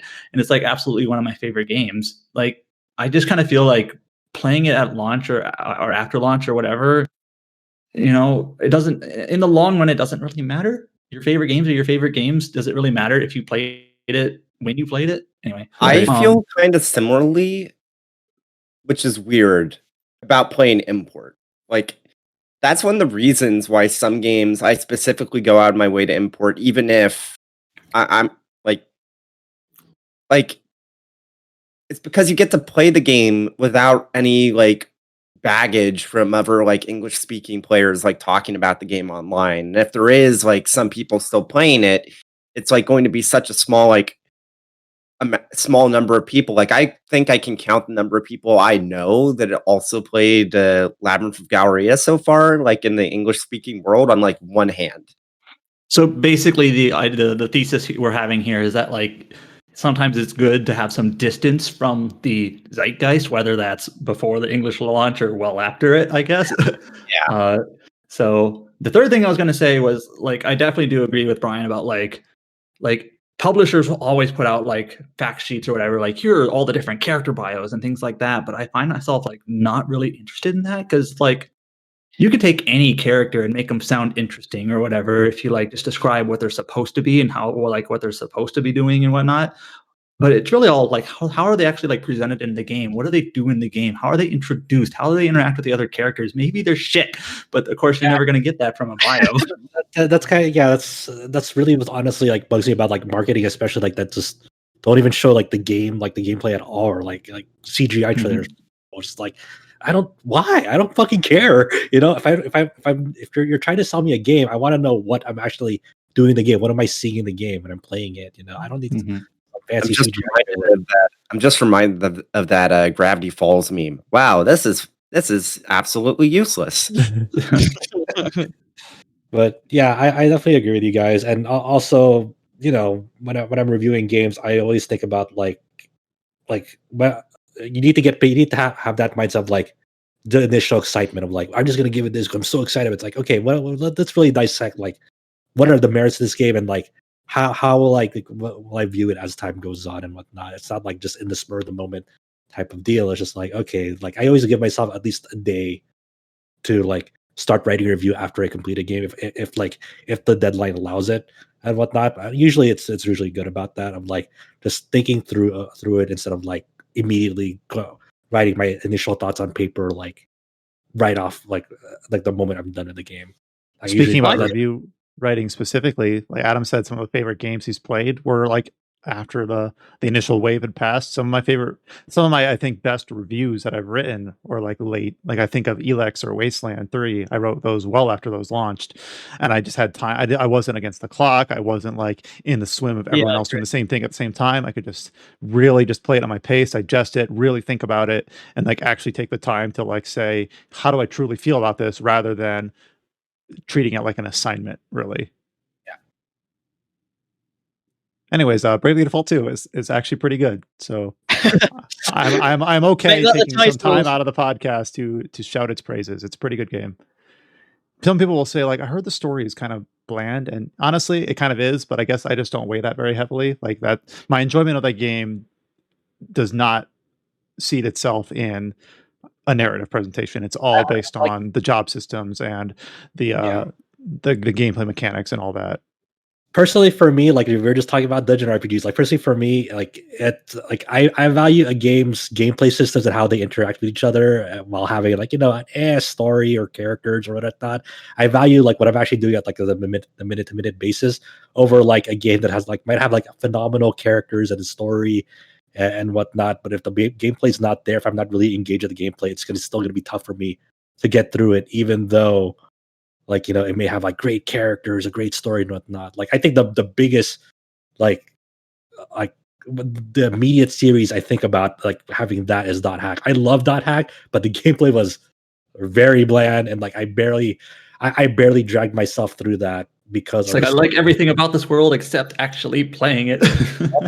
For me, that would probably be like Xenosagas 1 and 2. Like, I really love the story focus of that game, but they're just very, very by the numbers RPG. You could say maybe by 3, it's gotten pretty good, but the first 2 are kind of slog. I actually will argue that 2 is pretty interesting mechanically. It's weird and kind of messy, but anyway. Sometimes you need to be messy to be interesting. Yep. All right, so with that wrapped up, we'll go into the news section. So again, just kind of like last week, a bit of a hodgepodge, a lot of release dates, some platform announcements, but a few game announcements. And right at the top is probably the biggest one for our site. Earlier this week, 2 or 3 days ago, we had a Square Enix Presents. It was a Western-focused event. So it did a bit of talk on Marvel's Avengers, some talk on a new Life is Strange titles and remasters, which I think look pretty good, by the way, as a outsider to that series. But at the end, one last surprise is that they did throw in new information about Project Athia, which is now titled Forspoken, which is the new RPG from Luminous Studios at Square Enix. These are the developers that behind Final Fantasy 15. We got a little bit of an introduction to the voice actor and mocap actress for the protagonist, Frey Holland, and a little bit of gameplay snippet, not a ton, but some you can get a little bit look at the traversal and the environment. So what did we think about this showing for Forspoken? It looks so cool. A real word. Can I open up a dictionary and see Forspoken in it? Is that a real word? I think it means to be like, maybe I'm foretold, like that, like an olden foretold. That's well, we have computers. So, I did look it up. I'm just asking out of curiosity. I still didn't look it up. I was like, I don't know. It looks sick. Like British English for speak is to bewitch, which is an interesting because when PlayStation uploaded the trailer to their YouTube channel, they titled this Project Witch, or was it just Witch? Not even Project Witch. So maybe that was like a working title. Uh-huh. And then Adam, how does that tie into the old like 2000? What was it? 2013, 12 Agni's Philosophy demo. All right, so if we want a little bit of history lesson, Square Enix released... I love the Adam history lessons. Square Enix released Agni's Philosophy tech demo, like at the start of the last generation of consoles, like a real-time tech demo. So this would have been like before Final Fantasy 15 or versus 13 or whatever, shortly after 13, really. And it was called Agni's Philosophy, and they never said it was like this was like a game concept, but it was just like a tech demo, right? And then in 2015, they kind of followed up on that with the same character, Agni, but then they called it like Project Witch Chapter 0 Cry or something like that, Very Square Enix. Right. So I might have gotten it wrong, but can you blame me? And people, they see this concept and they loved it, and they're like, we want to see this as a video game. And generally the concept of this game was that like Agni was a witch. And she had magic powers, and she was in some strange world against like various antagonists. So when we now see Forspoken now, and apparently according to that PlayStation trailer description, it was called Witch. Like, is this what has emerged out of that tech demo? Obviously, things have probably, if so, have changed a lot. But like, maybe that concept was reshaped and molded, into this new game. So, well, it's kind of like the what is the role of concept art? As long as an artist or a designer is inspired by it, it's done its job. And maybe that's the same is true as a tech demo. Like they had like very loose framework of ideas. It doesn't mean like this is now the trailer for our new game. They can just use it as inspiration, as a launching point, which ended up becoming Forspoken. So I guess there's several things about this Forspoken announcement. Obviously, there's the new game by Luminous Productions, and that was the separate studio that Tabata made a few years back. But then, I think maybe several months ago, Tabata finally left Luminous Productions to go on to do other things. So now the new head of studio is Takeshi Aramaki. He's also the director of Project Athia as well, and he wrote about everything that we spoke about on the PlayStation blog and whatnot. So it's very interesting because when you watch that trailer and you look at the environment, it's like, oh, that reminds me of Final Fantasy 15. For It's sure. it's a very empty, barren wasteland. Hopefully, there's more stuff going on. But when you like, there's a certain look to Final Fantasy 15's environment. Like when I saw that trailer, I was like, oh, that reminds me of FF15 visually. It's like similar cliff sides and vegetation and trees. Like it looks similar. Yeah. And wasn't this the same game where when some of the earliest concept art appeared, they're like, it takes place in the same place. Look, it looks similar. No, we're just like, one of the original images has like those like arcing like land masses that would never exist naturally, but they're in FF15. So it's like they're pretty distinct, and they were in that too. So it's like, huh. And I could have sworn as well, one of these podcasts we did when that got announced, I must have said, I was like, I bet this is Final Fantasy, bet it. And then they revealed actual Final Fantasy 16. I was like, it's probably still Final Fantasy. It's probably like apparently when this game was in development, they called it Project 16 to try to like cast a rug over what it was, whether this was Final Fantasy 16 or not, to try to like muddy the waters. Yeah, I didn't mention it yet, but yeah, the actress that's playing Frey Hallett is Ella Balinska, and then her most notable role, for, like, according to the press release, is from 2019's Charlie's Angels film. So I mean, she seems excited for it. I really like what they've shown so far. It's really funny that, like, when the trailer started, it's a very, like, she gets transferred to another role. In anime these days, and in Japanese media these days, we call it an isekai. I was gonna say, no one said the word yet. Okay, there it is. I know. Yeah, but she has a very natural reaction to, in the trailer, like a dragon flies by trying to attack her. She's like, is that a fucking dragon? It's like, of course you would say that.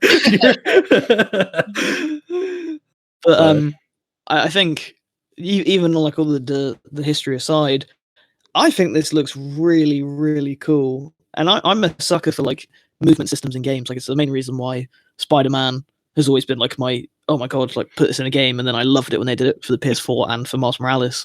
Like, I love movement systems, and this just looks so cool. Like, it's so fast. Like, I don't even need to see anything else about the game. Just make it a movement thing. I'd be super happy. Yeah, the animations for movement look pretty impressive in this game. You can kind of see the Final Fantasy 15 DNA a little bit in there with like the warp strikes. It's not quite the same, but you can kind of glean it. Yeah, so this is still coming out, slated for 2022 for PS5 and PC. I don't know if it's PS5 first, then PC. There's some. No, all we know stated. All we know is that the trailer says 2022, and then like has the general PC logo, not any store logo. So, what are you thinking? Are you thinking this coming to Epic Game Store? Square Enix? Is this one of the titles from Square Enix coming to Epic Games? Yeah. Windows Store? Does that count? I mean, sure. Yeah. So I'll just, I don't think this is super surprising, but like, we haven't really seen a whole lot about like the combat in this game. There's like a few very small clips that they've shown of like the main character, Frey. She gets like some sort of like vine power that she can like have like vines like manifest and come out of the ground or whatnot. Like very quick clips, but otherwise, it's an action RPG, and that's I guess that's another thing is they never specifically called it an RPG before, and now they did. So whatever that means, what is an RPG these days? Damage numbers. Yeah. So it's gonna have. We haven't really seen a lot about. We haven't seen a lot about how it. Yeah, 3 skill trees. There was obviously Final Fantasy 15 is not a great precedent to compare your new project against. So you have to hope, like, obviously it's under a different director. It's just at the time, like, that was before, like, a lot of Final Fantasy 15's development was before, like, Luminous Studios was really established as its own thing. So you have to hope that the situation is better, that the context around the game's development is more clarified, so that they have, better foresight into, like, and they're going to avoid the development issues that 15 had. So I'm trying to be optimistic. Like, yeah, I think it could be good. Yeah, I think I'll keep an open mind for sure. Like, it's why not? I really, you barely know anything about it, George. You barely seen anything about it. But yeah, it's always cool to see a brand new IP come to the forefront and getting big production values. Yeah, I was actually talking with Alex. Like, what's the last like Square Enix Japan game, like a big AAA game that's been a new IP? They've had like their HD 2D stuff, and they've had the Tokyo RPG Factory stuff, but that's not really the same, right? This is like a big new IP. Like, what else qualifies from Square Enix Japan recently? Like, there's not a lot other than what I just mentioned. So it's kind of nice to see. Nothing comes to mind at like immediately. So yeah, Right. it feels like it's been a while. But yeah, that'll come out 2022. And we'll keep on top of it and see if it ends up being a surprisingly good hit. We got a lot of traction on our social pages, so it seems like a lot of people are really interested in it. So hopefully it ends up delivering. Here was something that was just announced about a day ago. We finally got the launch date for Shin Megami Tensei 3 Nocturne HD Remaster. Sorry, I murdered that. But I know this is something that Adam and Josh have really been excited about and looking forward to. Obviously, this released in Japan late last year. We knew it was coming. We didn't have a date. Now we do. It's coming out May 25th for Switch, PlayStation 4, and Steam. So what do we feel about this? Time to be George. I'm hyped. Pretend to be shocked that it's coming to PC. Yeah, this is very exciting. Like it coming to PC is awesome. Just having a finally release date. We were hoping it was to be a little bit sooner in the West, but it's the pandemic development situation and whatnot. So I'll take it. I think the thing that still kind of bums me out about this announcement is that it's very pricey. Even the standard base version is $50, and then has this digital deluxe version that's $70, and then they're doing the whole Persona 5 Strikers thing, where if you get the digital deluxe version, you get all this DLC with it, along with you get to play it like 4 days earlier and whatnot. So to really sweeten the offer, which is, I get it. I mean, I'm probably gonna be a sucker and buy that version, but yeah. I mean, unfortunately, Shin Megami Tensei Nocturne is one of the best games of all time. So, unfortunately, yeah. So I will gladly div. And interesting things to note about this. We already knew this back when it released on PS4 and Switch back in Japan. But Dante is in this version, but you have to get a separate DLC for him. Yeah. So there you go. You can have Dante. Normally, it would have Raido Kuzunoha in it. The interesting thing about the PC version is that it actually segregates Raido in the PC release through the Chronicle pack. Obviously, if you buy the standard version, you'll still be able to get him. You get the Chronicle pack for free, so it's actually designated as its own separate DLC, free DLC. But I guess this means that you can like theoretically play the base original version of Nocturne without the Amala Labyrinth, without the Fiends. Like there's the first release of Nocturne in Japan that only ever came out in Japan, like didn't have all that Amala Labyrinth and Fiends aspect to it. So I wonder if you can play that version on PC, because technically you can just like flip the Chronicle pack off, right? And even in the Steam description of the Chronicle pack, it's like it adds Raido and the Amala Labyrinth content. Yeah, I'm not sure. So, like, I've never played the original Japanese PS2 release. Like, in Nocturne, from the experience I played, eventually the Amala Labyrinth just opens to you, and there's like cutscenes there and story there and whatnot. So, if you never download the Chronicle pack on Steam, does that just like never happen? I guess. Yeah, because like, it's a fairly straightforward thing. Because like you can definitely like there, like even you can think about like Nocturne like never just touching that at all. You're just always at the surface level on Earth and whatnot. And then even in that pack, like if you don't get the Amala Labyrinth content, you don't have the True Demon ending either as well in that. So that's interesting. And we were kind of thinking about like why would they do this for the PC version? But like several people on social media reached out to me. It's like, oh, it's because the Raido is actually banned in South Korea. So that's a regional thing of like why they have to segregate it like this. Because I don't know the specifics of like South Korean law, but because of Raido's depiction of imperialist Japan, that apparently violates regulations in South Korea media of like imperialist Japan portrayal and whatnot. So I don't know like the nitty gritty, but that's my understanding of it. Other than that, with this release, there's also, as we mentioned, there's the Dante DLC you can get. There's this cheat DLC like there was in SMT4 where you can grind for money and experience. They have stuff like that and BGM packs that adds like there's also a free like easier mode DLC. Right, the merciful difficulty.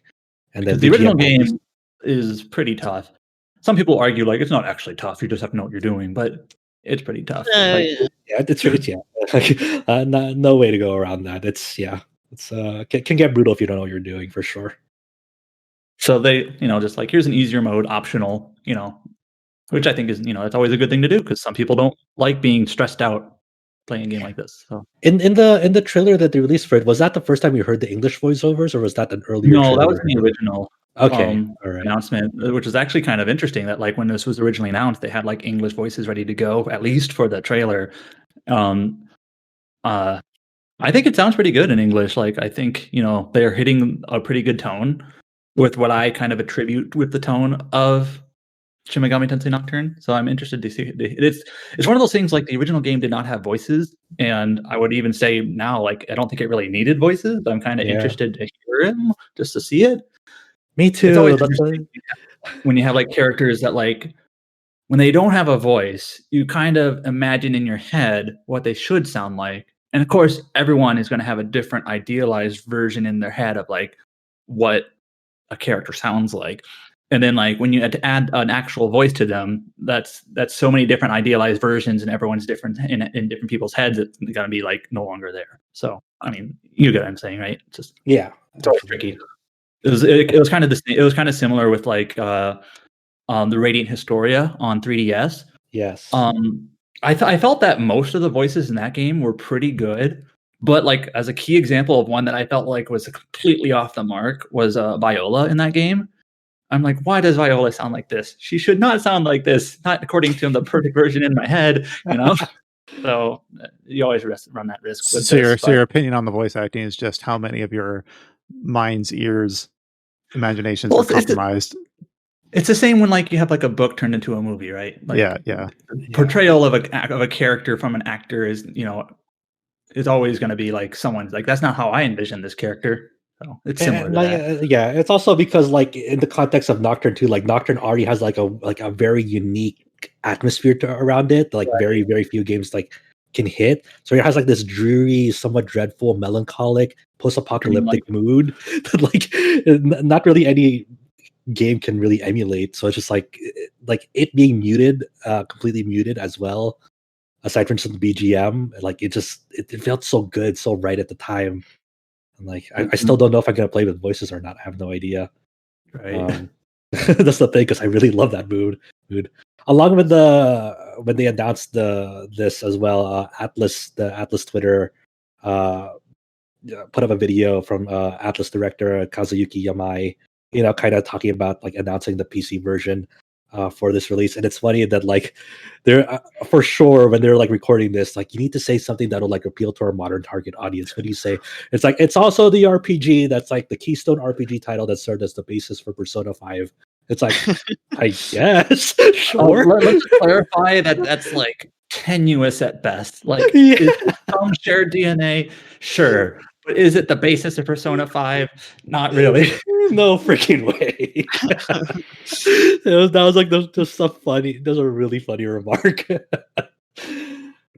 Did we guys talk about how when this game released in Japan, it had some technical issues? And now it seems like they have mentioned that post-release patches for the Japanese version have been implemented and as fixes for this launch. So hopefully it'll be a better experience out the gate compared to last year's. Yeah, that was the main issue with last year's release of it in Japan, right? When it came out on PS4 and Switch, people quickly realized, oh, this port to the Unity engine has not been graceful at all. There was, like input lag. There was like the menu lag in the Fusion system. It took a bit from like demons to pop up, and then people were like also still kind of mixed on like, oh, this still doesn't offer like the quality of life option to manually pick my skills. So as more and more patches came out for the Japanese version, they eventually, I don't know if it's completely ironed out, but there's definitely less bugs in it now. It operates way better than it did at launch on that end. I don't know if everything's been like fixed on that end yet, but they also added the quality of life option to either when you're fusing, you can manually choose skills like in modern Persona titles, and I think SMT4 and SMT Apocalypse as well. You could do that. They also added the option to just manually shuffle skills. So if you don't want to manually pick skills, you want to still somewhat emulate the original experience. You don't have to go in and out of the fusion, the Cathedral of Shadows room, like in the original, to like quote unquote shuffle it again. There's just a shuffle option in the actual Demon Fusion interface itself. It's like, oh, I don't like this set of skills. Shuffle it again, and then you can just shuffle it. Basically, if you were going to do a hard reload anyway, we'll just cut out the gap Middleman. and just give you a shuffle option. Right. So I don't know. I mean, I'm probably just gonna keep like the manual skill inheritance because it's there. I mean, I'm not gonna use it. Like Adam and I have been talking about. It's like, obviously on the surface, it's objectively correct to like, offer this feature because it was bullshit back then. It would still bullshit now, but that was kind of like the risk reward of it as well back then. Of like, I could sit here and like waste another hour trying to get the perfect skills for this demon, or I could just like compromise on like getting 3/4 of the way there and moving on with the game. Yeah. Like, in our hearts, we know this is the right option, but still. We'll sound like crazy people. Like, we had to struggle. Like, you had to put effort in to get the best skill lineup. You had to roll the dice to get it. Now you can just do it. I know it's not fair. It was only for the fate of heart back then. Even though we're just like this is. I don't even know how you can't rationalize this. Sorry, we can't rationalize this. Like it sounds like Stockholm syndrome to me. You guys suffered, so you want everyone else to suffer. Yeah. Yeah. And people were hoping that during one of the concert events that happened last night that we might hear news about Shin Megami Tensei 5. Long story short, we didn't, at least not in terms of a release window or date. So, well, we were hoping for it too. Implied that the composer for Shin Megami Tensei 5 is going to be Kozuka. I forget his first name. Who was the composer for Shin Megami Tensei 4, who did a pretty good job. So that's fine to hear. Yeah, 4 had like a banger OST, so I'm more than happy for him to return. To be clear, Nocturne was largely done by Meguro, who did Persona 5. So kind of from 3 to 4, there was like a composer change in the SMT series, so they'll just continue with that. So 2 weeks ago, we talked about the big formal unveiling of Mistwalker's Fantasian. And this week, we got some information from Uematsu and from Sakaguchi about just the characters in the world. So I just spent a little bit of time earlier dunking on like how I don't like to read this stuff. And here I am going to do it anyways, because that is my role. But anyways, we got a little bit of the premise of the game here and a bunch of different character bios. So I'll just go ahead and read the very basic premise. So in order to find his missing father, the protagonist, this is the white-haired person in the concept art, his name is Leo, explores the multi-dimensional world by making use of various things he has discovered around the world. He awakens with no memories from a massive explosion in a strange world that caused another world to be ruled by yes, he has amnesia, and he's in a world ruled by machines. He's reunited with Isekai. Amnesia, isekai, post-apocalyptic. It hits all the notes. He's reunited with a woman named Kina, his only person he remembers, and then the other artwork and characters include like Cheryl, Zinikir, Tan, Ez. So these are kind of non-standard names, and we have a little bit of a couple lines for each of the characters. So the main two are Leo and Kina. They're the two that remember each other. Basically, the whole premise of the game is that they explore this multidimensional world, and they seek to basically restore Leo's memories, figure out what happened, etc. And again, this is coming out on Apple Arcade from Mistwalker. So I don't know if you've got any more inclination to drill deeper into kind of what they've unveiled about the story premise and characters here. I don't know what it says about me. Maybe I'm just being unfair, but I'm more interested in the development of Fantasian and like the behind the scenes than like the actual game itself. If I'm being completely honest, like I really like the diorama like approach to it. I'm like, man, that's really cool. But I'm just like, I would rather watch a Fantasian documentary of like the development of the game than playing the game. Well, there's a little bit of the Famitsu article that revealed this information. We got a little bit from Uematsu, who again, this is kind of seems like it might be his last major work as a composer, where he talked about how he first met Sakaguchi, about working on the first Final Fantasy, about as we get older, how we evaluate how much time we have left in our lives, and how he was planning in 2019 to like retire from composing, but obviously he was convinced to come back to work on Fantasian. So there's a little bit of behind the scenes stuff that we have. Kite Steinbuck did the translation for us in the from the Famitsu article over into our article on our site. So go ahead and give it a read. There is a little nuggets. It's mostly focused on characters and premise, but there is a little bit of development back, behind the scenes stuff in there as well. I'm still thinking about getting an Apple TV just for this game. It's a bad thought, but I really want to. I'm just so curious about it. Honestly, the fact that he's doing the soundtrack, like the full soundtrack, that alone has me like way more interested in this game, because it's been a long time since. How do you pronounce his name? Like, I know you can read it all the time. It's Nobuo Uematsu. Uematsu, yeah. So, like, it's been a long time since he's done like a full OST for a game. Like what? Like Blue Dragon, maybe 10 years ago, more than 10 years ago. He's contributed to new games, and of course, like he's the bassist behind like Final Fantasy VII Remake, obviously with the originals. But it's been a long time since he's done like a full OST, like brand new. So I think it said like more than 60 tracks at least from him. That alone is like, I don't know if this is kind of almost like dickish of me to say, but I almost feel like he's almost underappreciated now because it's been a while. But like some of like the stuff he's done like on Final Fantasy's like 9 and earlier are still like really, really good. They're timeless. Right. So like it's nice to see what he like what will like maybe this be his final performance, if you will. So I'm interested in that. By the way, Josh, I didn't realize this, but Kite and Adam on our news post for this have a gallery specifically for Fantasian diorama photographs.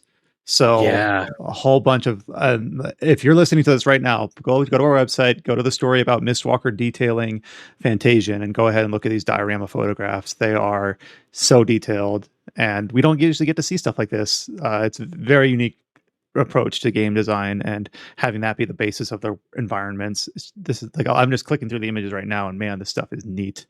Little tiny bookcases, and they're like detailed to like down to like, I don't have obviously a great sense of scale, but like down to like millimeters. Just this will have the most realistic environments of 2021. Yep. This almost feels like you have like the Final Fantasy 7, 8, 9, where they have like the pre-rendered backgrounds, where this is just kind of like an analog version of that, where it's like we don't need a computer, let's just make the damn thing. Literally handmade backgrounds. Yeah, so really cool stuff. We also got news this week about an upcoming game for Dragon Quest Dai, which is the currently running anime, which is a new rendition of an older manga from the early 90s. So a mobile game, Dragon Quest: The Adventures of Dai, A Hero's Bond, was announced for mobile devices, worldwide release coming. That's one of the more interesting parts, is that this is a worldwide release, like simultaneous. I don't know if they've actually like specifically said simultaneous, but like you rarely see that with mobile games. And they talk about how there's a closed beta especially test. Square Enix. The closed beta test will take place Australia, Canada, England, France, Japan, New Zealand, and Singapore. So no US there. That's kind of interesting. Obviously, there's ways to work around that. But this is one thing that I was confused about when I saw this, is that this is not Infinity Strash, which is the other game project based on The Adventures of Dai. Do I have that correct? Yeah, that's the console game in development for Dai.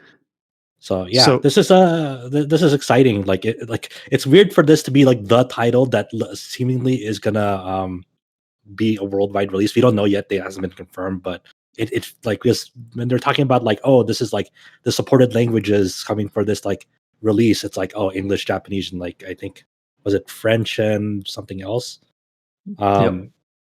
Yeah, it's cool. I've been kind of starting to catch up on that new anime adaptation of Dai, and like it's still a really fun story. Like I really enjoy it.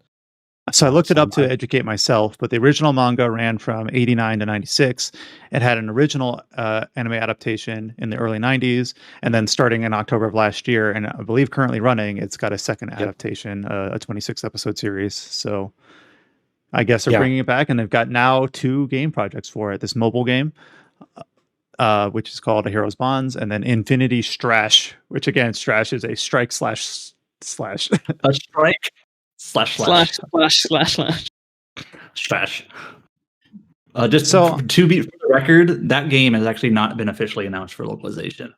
Yeah, the Infinity Strash. Yeah, mobile game. Console game.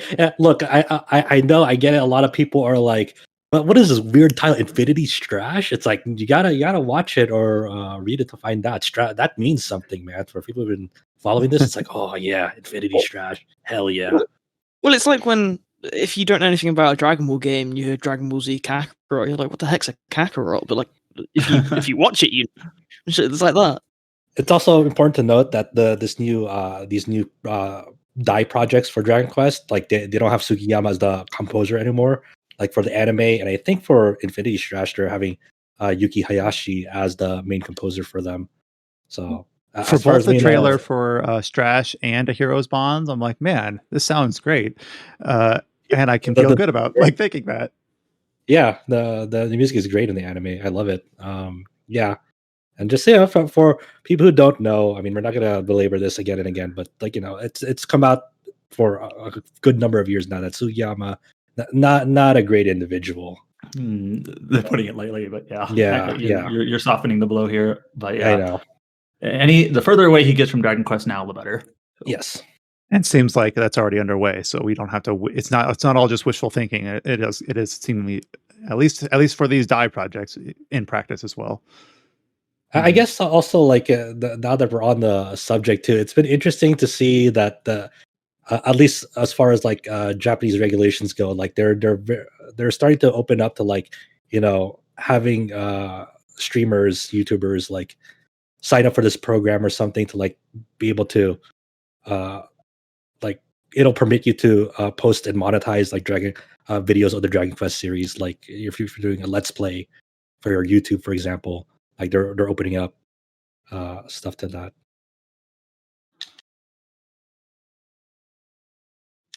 On a similar note, with the information from Fantasian earlier, we got some information from Nomura about the upcoming Final Fantasy VII Remake Intergrade, and again talking about its premise and its characters.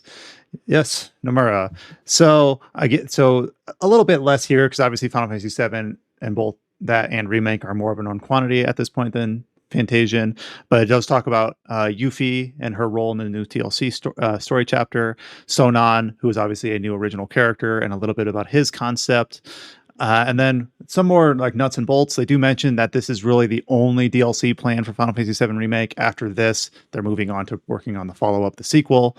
So basically, it seems like the PS5 version / whenever apparently that year-long exclusivity period ends, we might see it other places. People have murmured about it for a while. I guess we just got to wait one more month to see what comes to fruition. But that'll be the complete game once this Yuffie interlog or whatever is added to it. There will be new materia and summons. All right, who are the new summons? Let's go. We'll take guesses. Who are the new summons? Sora in Kingdom Hearts. All right. That makes sense. All right. I'm just wishful thinking. All right, Shion from the Bouncer. Then there you go. That's my guess. How about Donald Duck? Are we gonna get some Knights of the Round here, or is this not? Or is it still too soon? Where's our Knights of the Round summon? Well, I know they've already given us Ifrit, and we haven't even been on the boat yet. So they've already messed with the order of summon acquisition in the original game. So who knows? All right. We didn't get Odin yet, right? So no. Odin? No. Time for Odin. But yeah, as it was kind of described earlier, Sonon is not controllable. He has two different control modes, one where he acts independently and one where he follows Yuffie's commands to do like combo attacks. Sonon is from Wutai. He's working directly with Avalanche. And if you've played Final Fantasy VII Remake, in one of the earlier chapters, they do kind of talk about how like there's a Wutai branch of Avalanche. It's kind of weird. I don't think it's really told that well, but they kind of like purposely left it open to try to expand the scope of the original game about like what Avalanche is and how the cell that we come to know for years now is just like a certain sector of it. So I guess this is kind of they're bringing obviously the Wutai stuff, which was often like shunted away into like optional territory in the original game, into being part of the main narrative thrust and this kind of conflict between Shinra and Wutai.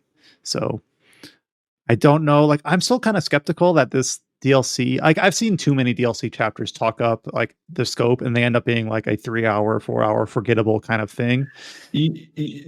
Sorry, the Dragon Quest XI character stories, like that was just sort of like, okay.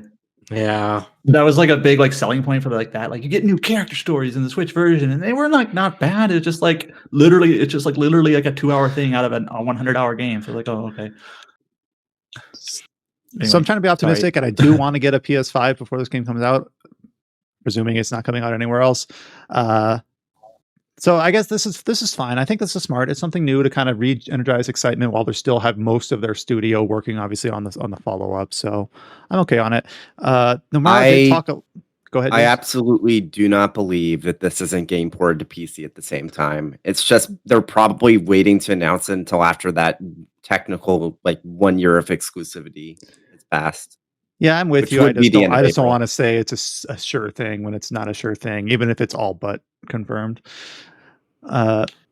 So I mean, I do think it'll come to PC, but I don't know if it'll be at the same time as the PS5 version, like maybe later, or I don't know. Is it Epic Game Store or Epic Game Store? All Square Enix games coming. Well, Square Enix is just so schizophrenic, like about so the Kingdom Hearts games are Epic Game Store exclusive.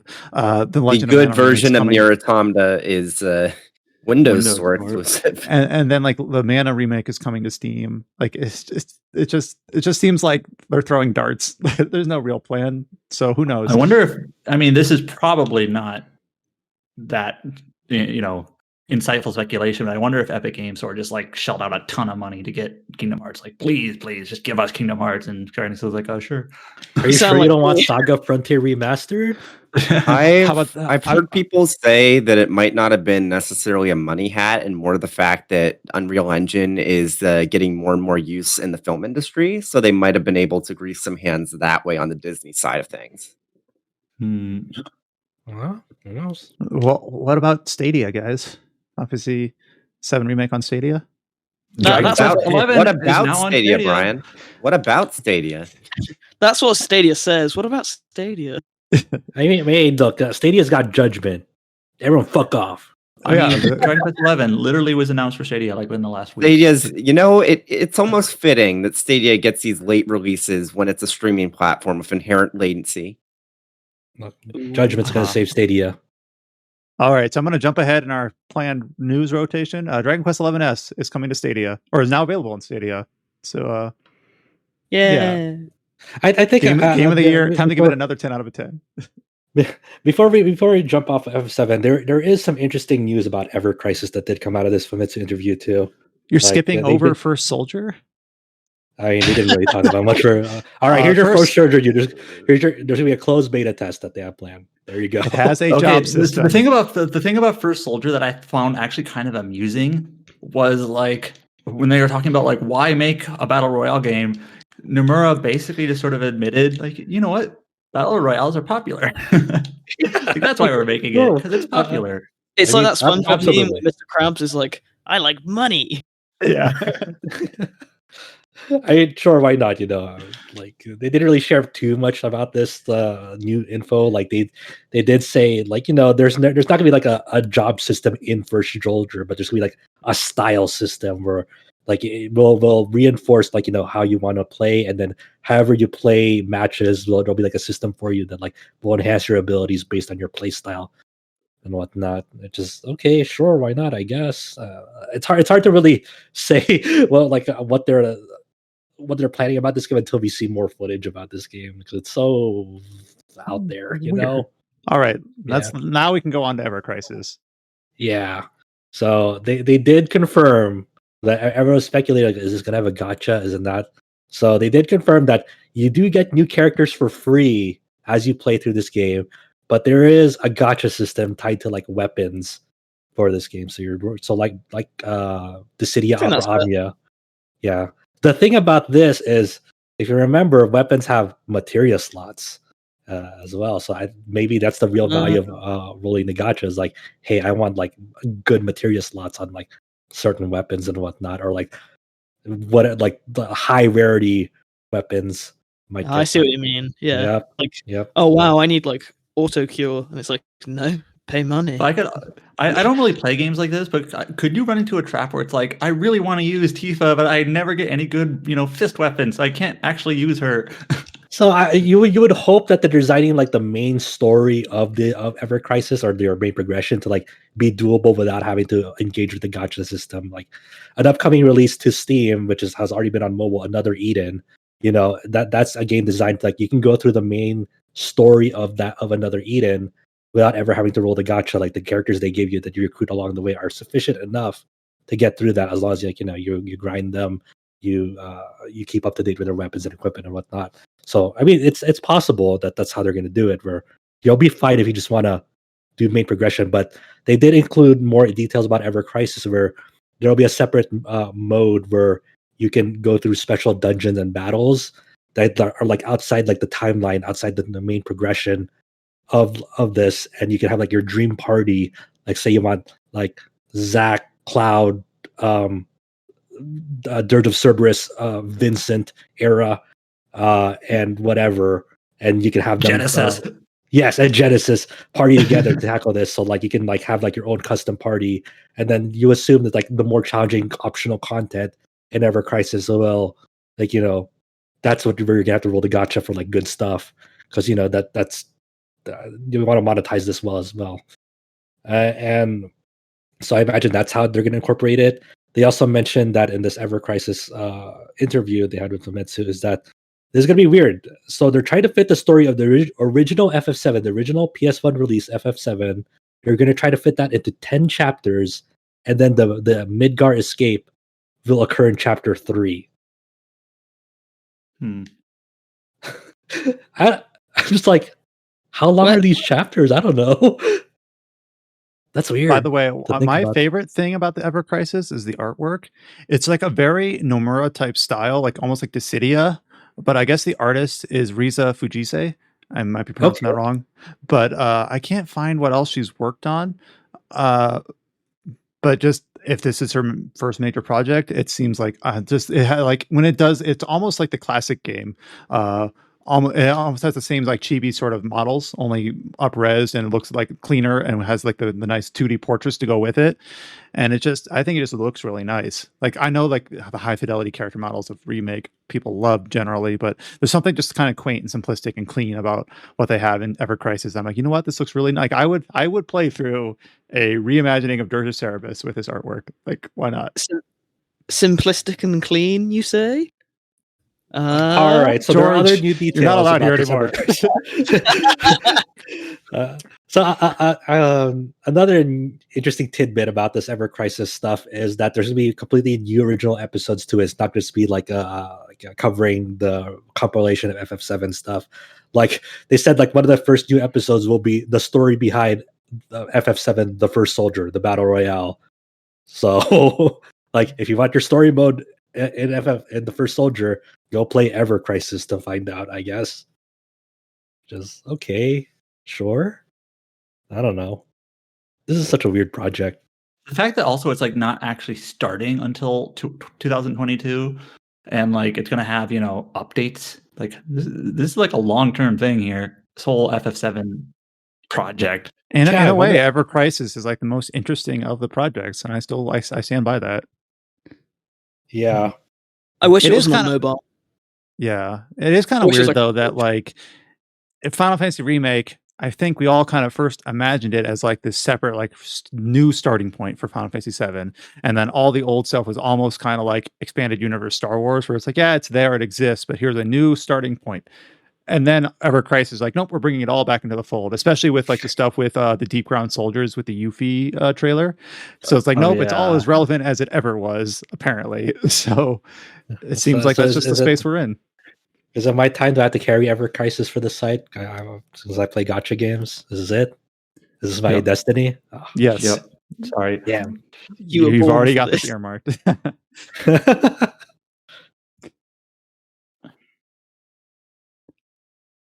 All right, we'll move on from there. So this, I have not looked at this because honestly, I've not really been interested in this much at all, even though I was a few months ago. Cyberpunk's patch 1.2. We got some details about the upcoming changes to the delayed update to this much maligned game. So I will just read the first bullet of this change log here for the upcoming patch. Police spawning and response adjusted. After coming into much criticism, the police response has been adjusted so that police don't spawn on top of unwanted players. So, but right. So maybe I'm just a boring player.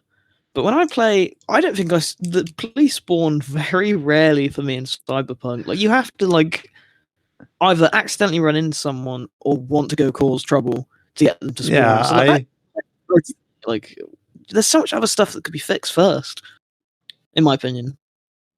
Like I don't like. I almost feel like I want to give this update its due diligence, but I just kind of want to like allow a bunch of these to stack up before I really think about coming back to this game. I don't want to like. I don't want to do like piecemeal, like, oh, X and Y was fixed, but Z and W are outstanding, or whatever. But all right, let me go into like clerical mode and actually talk about what patch 1.2 has. So they did do adjustments to driving and added some options to steering sensitivity. I think I even talked on this podcast about the game felt its worst to me during those like driving mini games. Like, this was so unnecessary. It doesn't feel good.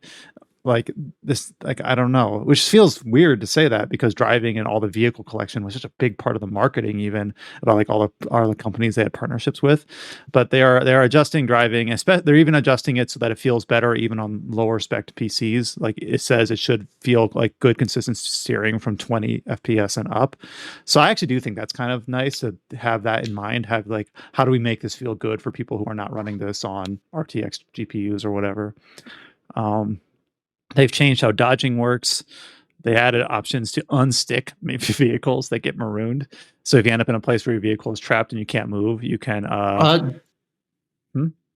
Just to be clear, I don't think this patch is actually out yet. Like, and they haven't dated it. Yeah, this is just like the preview change log.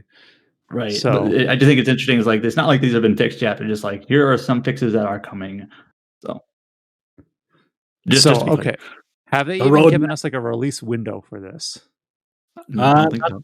I mean, we used to until they got hacked, and then that pushed back plans. Yeah. So who knows right now? Yeah, I mean, okay, they did not give any release window for this, so kind of a weird. I guess they just didn't want to be radio silent, so they just wanted to kind of throw a bone. So here it is. Not much more to say on it, so I guess we'll move on. Cyberpunk, what a sad story. I know. Imagine thinking like 2 years ago, not much to say on Cyberpunk, let's move on. Like, that's literally crazy to me. All right, so here's something that we had talked about this when you guys were talking about Strangers of Sword City earlier, and I'm going to need your help to kind of introduce this topic because it wasn't covered on our site yet. But a new experience RPG, that's the developer behind those dungeon RPGs, was announced for Switch. Monster wo Taoshite Tsusoyo Kenya Yore. I probably murdered that, but oh man, yeah, it is a long time. It's like a monster wo Taoshite Tsuyoi Kenya Yore wo Tenishi according to Gamatsu, it's defeat monsters to get strong swords and armor. We believe in the day that heroes will defeat the demon lord. And then the abbreviation for this whole game that's like crazy long is Monyuu. All right, so tell me about this. I bet it's an isekai. This just screams like light novel like title. It does. Oh man. I guess this is their next big project because a lot of the staff from the Undernauts are working on it. Mota doing character designs, Akifumi Yamamoto doing monster Awesome. designs. Can't wait to see this in the year 2025. Yeah, yeah. And they haven't shown much of it yet. They have another live stream for it like next weekend.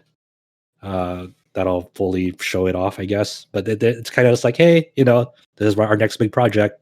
We're working on it, and it's not. It's at least at the very least, it doesn't feel like a mess like Undernauts was. Like they have like a clear vision. Like this will be for Switch. It's coming out this summer in Japan, and it's not going to be like a weird Undernauts situation. Like, well, we're gonna try to target Xbox One. Years later, okay, we're still gonna release for Xbox One first, then PS4 and Switch later? Question mark. And it's like, at least this seems to be a more coherent project from the outset. I'll be honest, So when I I'll first start- started reading that title, I read like the first 6 words, and then I started like skimming ahead. I'm like, oh shit. Uh-huh. God. So a lot of experienced games, they kind of bounce around art styles a little bit, but they have a few that are sort of like Western inspired, like Stranger of Sword City, and also I don't know what you would call the art style in Undernauts. It's not anime art style, not really. It's like I don't know. What would you? How would you describe that? It's basically a similar more art traditional? style to it's like a similar art style to what the Spirit Hunter games have.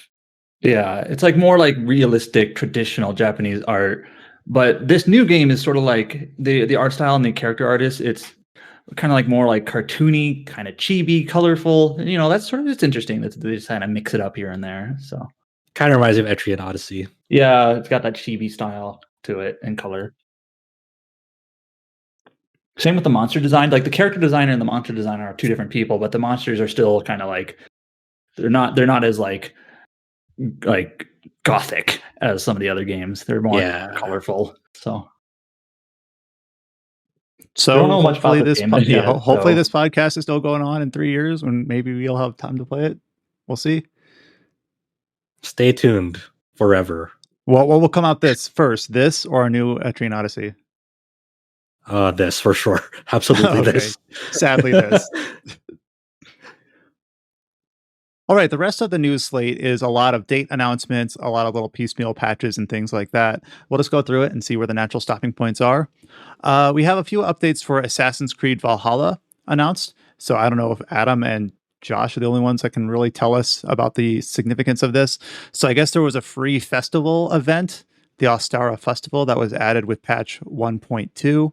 It also introduced the ability to transmog armor so that you could basically treat your looks and stats independently, which is something every RPG should do by default. And they also announced the first DLC pack, which is Wrath of the Druids, which is coming April 29th. So is there any excitement about this? Transmog is cool, I guess. Every game should have transmog. It was a selling point of Xenoblade Definitive Edition. Definitive, yeah. Yeah. I've fallen off Valhalla. I don't know if I should return. I think you're the only person that's played it to completion. So Adam, you got to speak up.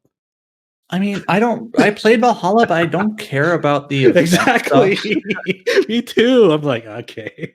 Like there was like a say, winter Yuletide event. I just completely ignored it, and now there's like a spring event. I'm just like, I don't care. I played the expansion when it comes out, but like, so they announced the expansion date, but we don't really have any details about it. All right, I want if you're listening right now and you like Assassin's Creed Valhalla events, get at us. Like, comment on our official site or on YouTube or wherever. We want to hear from you. If you really like Assassin's Creed Valhalla's events, tell us why they're the best thing ever. I hate to break it to you, Josh, but you're going to just get complaints because apparently Ubisoft had to roll back some of the event stuff because it was breaking the game and causing crashes.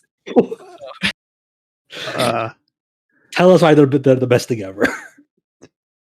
One thing that I thought was interesting is that the Wrath of the Druids, which is as part of the season pass or standalone, it's $24.99, which I think is that's the most I think I've ever seen for a single DLC chunk, segment, episode, whatever you want to call it. It's $25. No.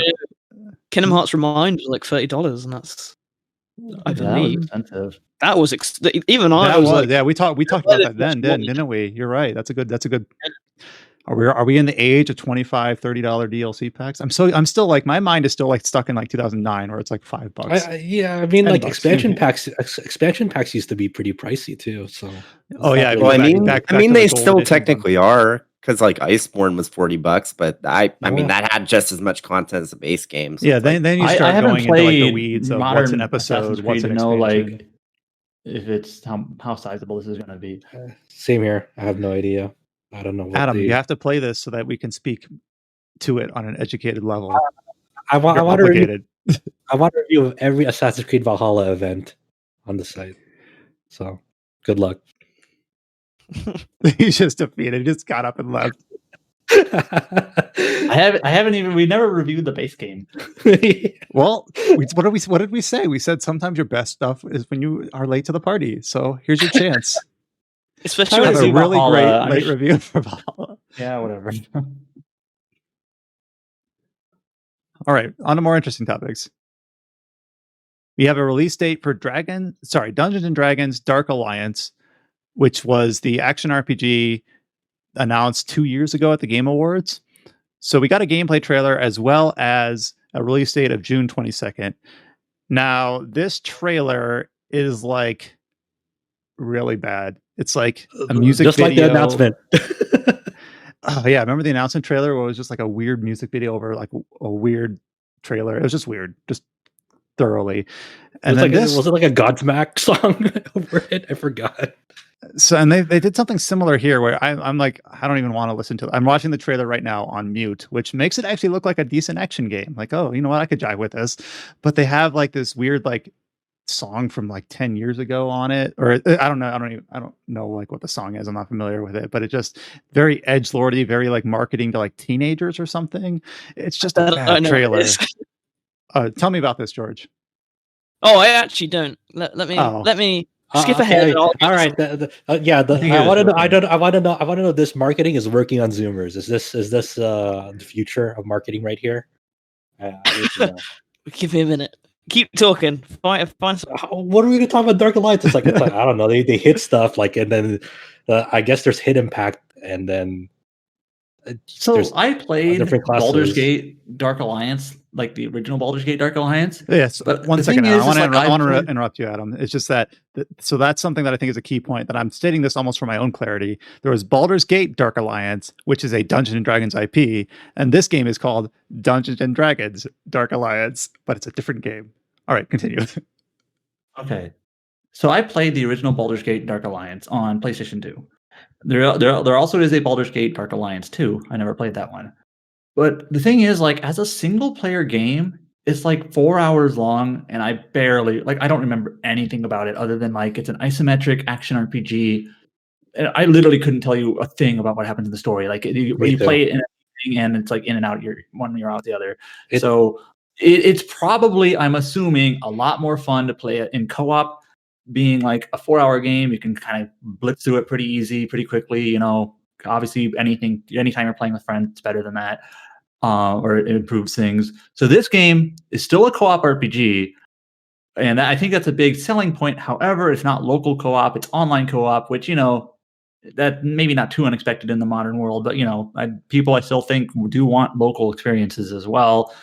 But it also is no longer isometric; it is now like this over-the-shoulder third-person type of gameplay style, which may be more appealing to just a broader amount of people. Zoomers. Yeah. By the way, just interrupt. I did listen to that, and now I feel old because I have no idea what that noise was. It was just like...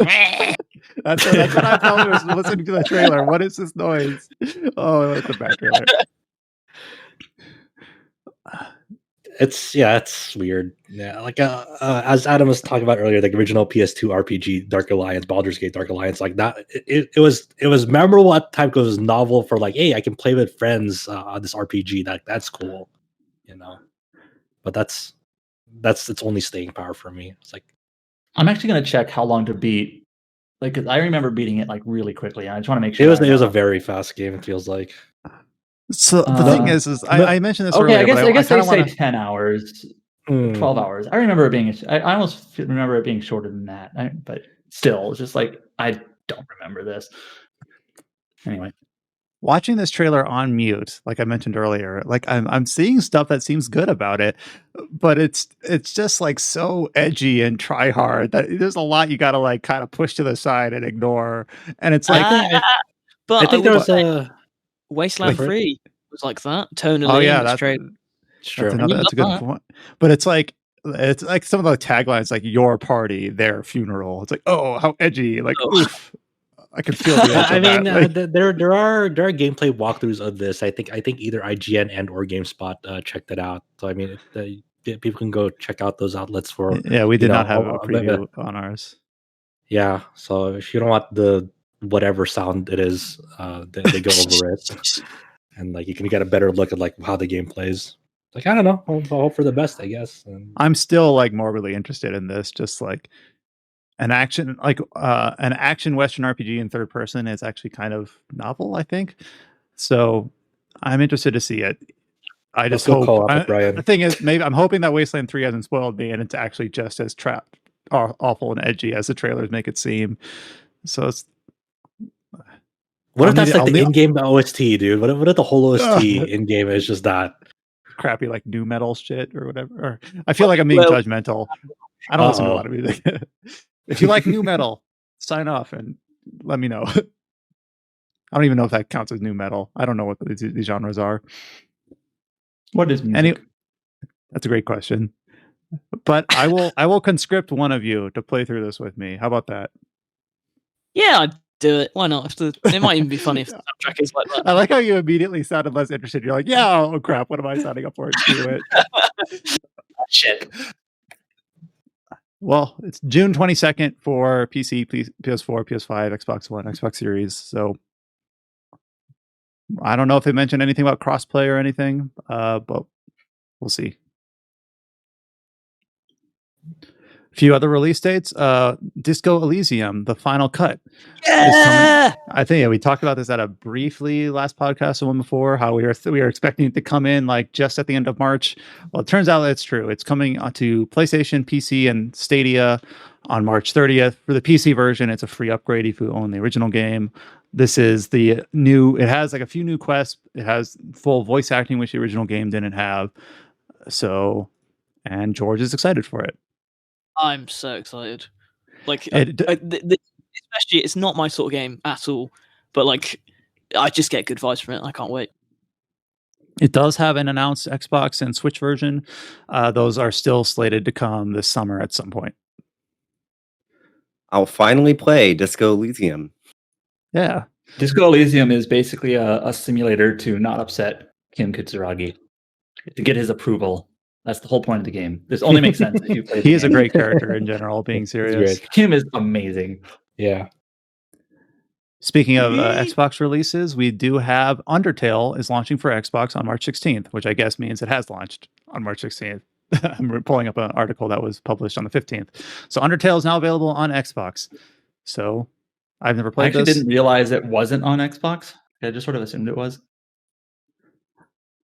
Apparently, I did see a viral Twitter post saying that like it has unique informational screens if your Xbox controller disconnects, depending on where you are in the game, which is kind of like, what are the chances you'll ever run into this? But it's just kind of like a shows like the attention to detail. Like it's not just get the port out there and goes and just let it go. Yeah, so. We have a release date for Scarlet Nexus. It is coming to consoles and PC on June 25th. So June is quickly filling up with a bunch of different games. I'll have to like take a quick look at Adam's RPG of the Year document and see like how these months are shaping up once he updates it. Yeah. Was there anything buried in this date announcement that's not clear? Like I see a bunch of pre-order bonuses. Oh, tell me about the anime. There's an anime. They just announced that there's going to be an anime adaptation of Scarlet Nexus by Sunrise. Obviously, Sunrise is the big the studio behind most of the Gundam shows and whatnot. So this is interesting. The last time that Bandai Namco has really given this push is for God Eater, because God Eater actually got an anime adaptation also to promote the God Eater Resurrection remake, and that was coming out or already out and whatnot. So this is interesting for them to give this entirely brand new IP like such a big push media wise. So that I'm kind of interested in this game. Ever since they showed off that TGS 2020 gameplay stuff, and I don't know, I'm kind of looking forward to it. I hope it's good. It seems like I'd like it, definitely. But it's always cool to see new ideas that aren't an existing franchise, not a sequel, not a reimagining, not a reboot, just something like new and different, especially with some of the philosophies they had with like the monster design that Adam talked about, how they brought someone outside of the gaming space to do that. So yeah. And they showed off like they announced this release date with like a new trailer featuring Kasane, one of the other main characters, like for the game, and then like protagonist, right? They showed off like her like allies. I forgot if they have like a terminology for that. So there's like a lot of cool stuff they showed off in that trailer, and it's finally good that they finally put a date to this game. This game feels like it's been, even though it's only been announced since like what, last year, I think, or maybe last May. Yeah, like it feels like this game has been like around forever. It is kind of funny that this game was announced like after Tales of Arise from Bandai Namco, and it'll release before it. Yeah, thanks. It sounds like this was like I interviewed the producer and director of the game, and then they've done several other interviews and other things. It sounds like this game has actually like been in the works for quite a while, and they sort of just sat on it before they announced it. So it's probably the opposite sort of like approach than like Tales of Arise, which was probably announced. I'm assuming announced earlier into its development than Scarlet Nexus was. Well, it's also the same philosophy supposedly Final Fantasy 16 had, where they waited until they knew they had stuff to show in engine and gameplay. So, if more studios do that, I'm all for it.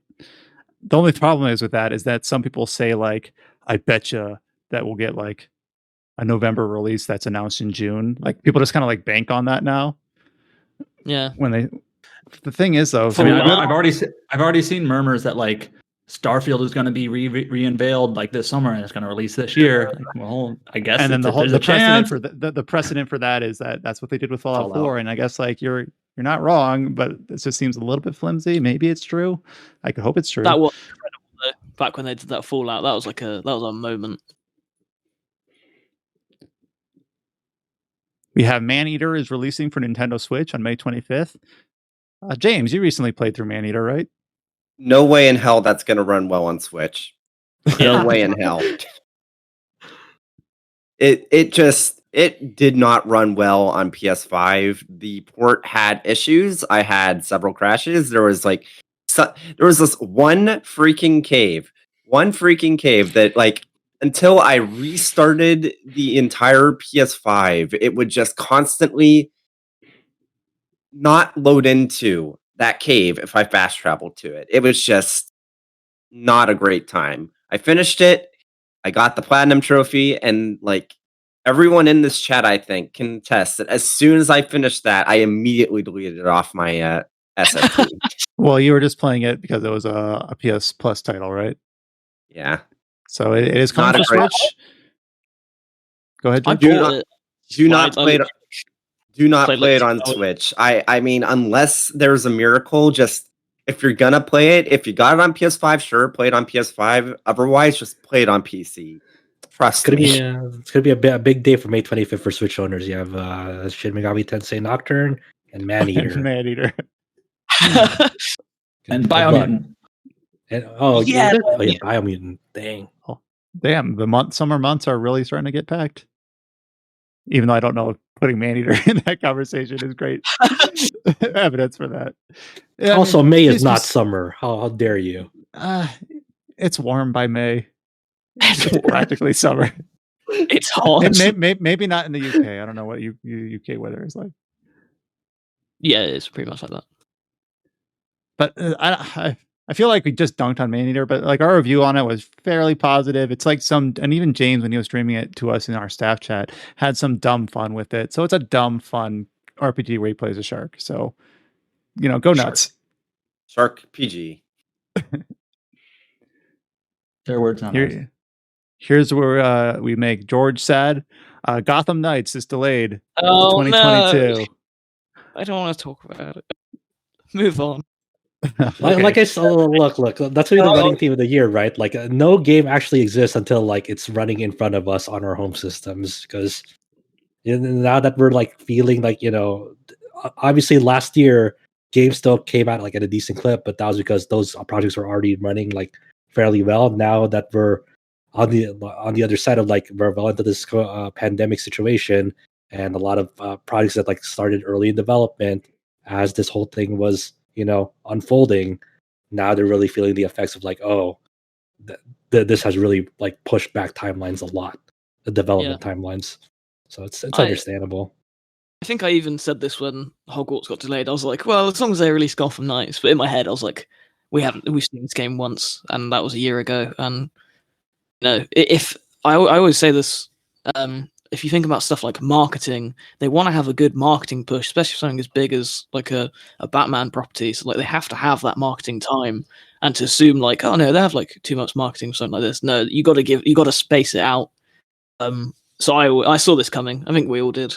And it's a very simple message on their Twitter page where they're just saying, "You're giving the game more time to deliver the best possible experience for players. Thank you to our amazing fans for your tremendous support of Gotham Knights. We look forward to showcasing more of the game in the coming months." So very kind of vanilla, not a lot of details.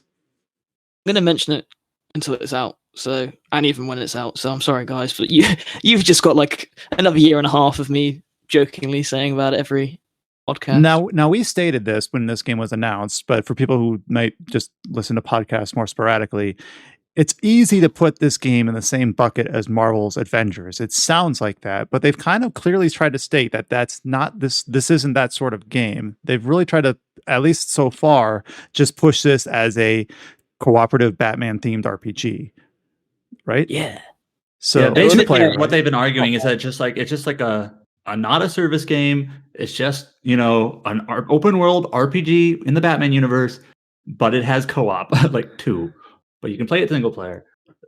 Well, so how about this? If I conscript George to play Dungeons and Dragons Dark Alliance, then I will owe him my time for Gotham Knights. Yeah, I would love that.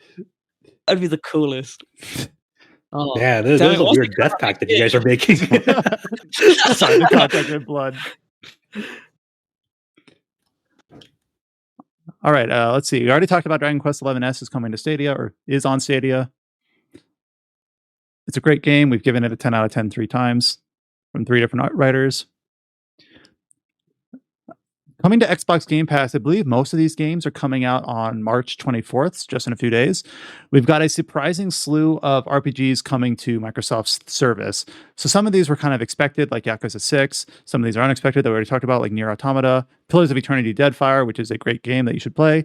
But then surprisingly, Octopath Traveler is coming to Xbox Game Pass, both PC and console, which means that it is getting a Xbox console port, which is kind of like one of those like, a free wish that we didn't even wish for. Like, we weren't expecting it. Why not? It's a pretty good game, not without its faults. It'll be available on Game Pass, even if you don't have a PC. So if you haven't played it on Switch or Steam, now it's available to more people, which I think is always a cool thing to celebrate. Yeah, I thought this was kind of interesting. Like when they said Octopath was coming to Game Pass, I was thinking it was sort of like Disgaea 4, where it's like, oh, that's kind of, you don't really attribute Disgaea to Xbox, but Disgaea 4 is on PC, so I guess you can get it through like Microsoft Store now on PC. So I assumed Octopath would be the same, but no, it's actually coming out on Xbox consoles too. So it is just literally an Xbox port, just kind of announced in this through a Game Pass lens. So that's interesting. So there, George, more games for you to play on your new console. You've got all these RPGs. Already played on Switch. Shush! Don't sweat the details. Look, it's gonna play in 4K, and then you have to wait for the FPS boost, and then you're good to go. So that does make you wonder, like Project Triangle Strategy, how long is it going to be Switch exclusive, or is it going to show up on PC and then Xbox, and then eventually the PlayStation? Is that like the next landing point for these games? That's the triangle strategy for it. I still can't believe that's what it's called for now. Just get used to it. You set it up. I'm sorry. You set it up. I teed that up for you good. I'm sorry. This is my fault. I brought this on us. All right, and then there's a final note here, scribbled in the margins, that George threw in here about DBZ Kakarot's Future Trunks DLC, which we talked about last week or the week before. George, tell me about your thoughts on Future Trunks. Yeah, so I was initially kind of like uninterested in this Future Trunks thing, just because I want like new Dragon Ball content. In just generally, like I'd rather see super stuff. I'd rather see like Tournament of Power. But I do like this arc.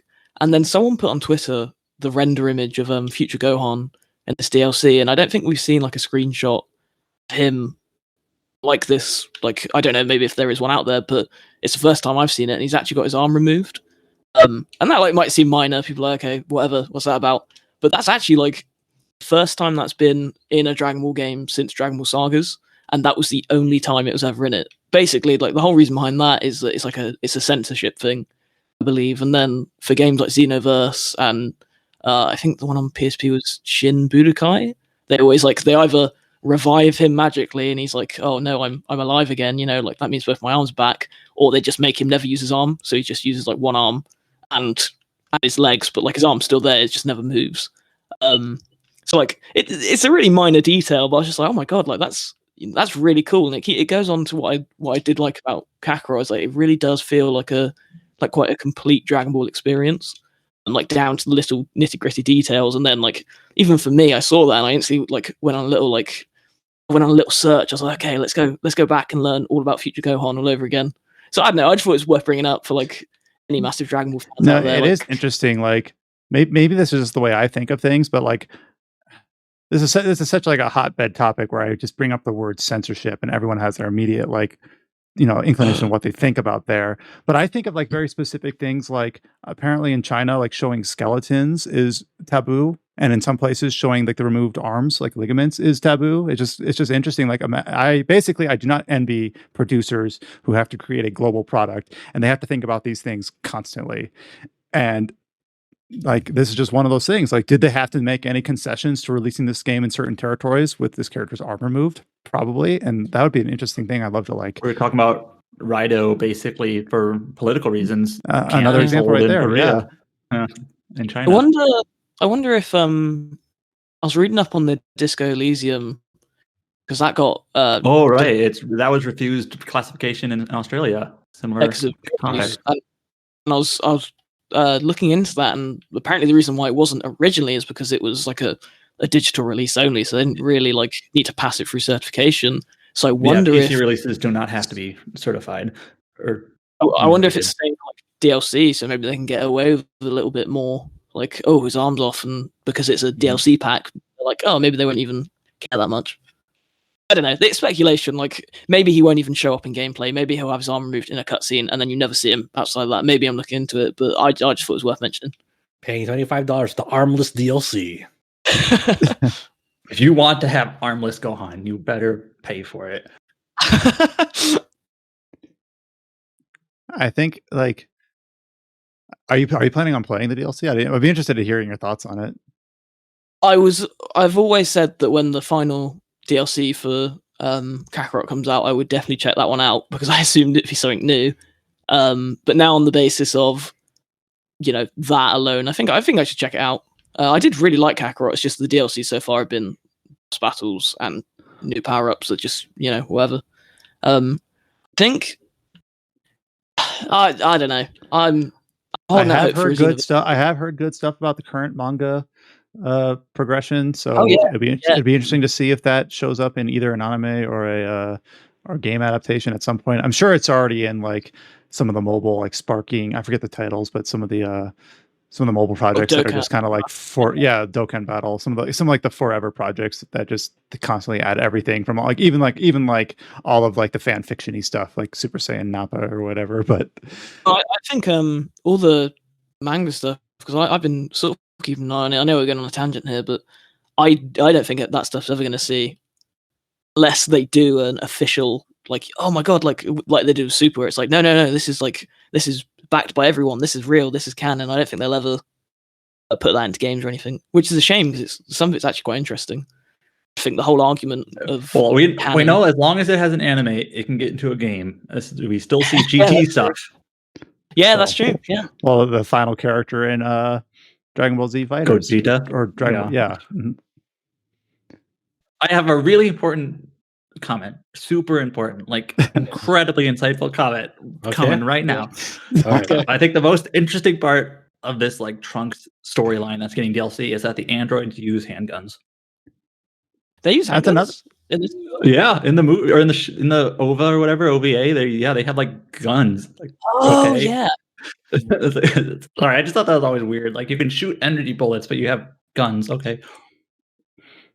I mean, they probably won't have guns in the game, but that's what I was thinking. I was like, if they've got guns and armless Gohan, like, is this just like mature I Dragon Ball? highly doubt they'll have guns in the game. But they just have guns in the anime, and that always stuck out as like, why? Anyway. That just reminds me of like the one exception to Smash they ever made for guns was like Joker. Oh yeah, you press this for gun. It's like, huh? All right, I guess. All right. Any other final comments? No? All right. So that covers us for news. So kind of a hodgepodge week. A lot of interesting topics. A lot of cool games that we've been playing. Forspoken looks really neat. Shin Megami Tensei, of course, is at the top of our wanted list for when it releases in May. We're here every week with the Tetracast. You can find this podcast on Spotify, Google Podcasts, even on YouTube, and a few other places like iTunes. You can visit our website at rpgsite.net, where you can read all the stuff about Fantasian and all the other things we talked about. Take a look at those diorama pictures. They are amazing. We have a Discord channel. If you hit the link at the top of our page, you can go to that and chat about your favorite games with whoever you want. We do have a YouTube channel as well at rpgsite.net. And you can follow us on Twitter at RPGsite, where we post all of our news as well as the anniversaries of major RPGs that we're really fond of. Until next week, take care, stay safe, and we'll talk to you next time. Hey guys.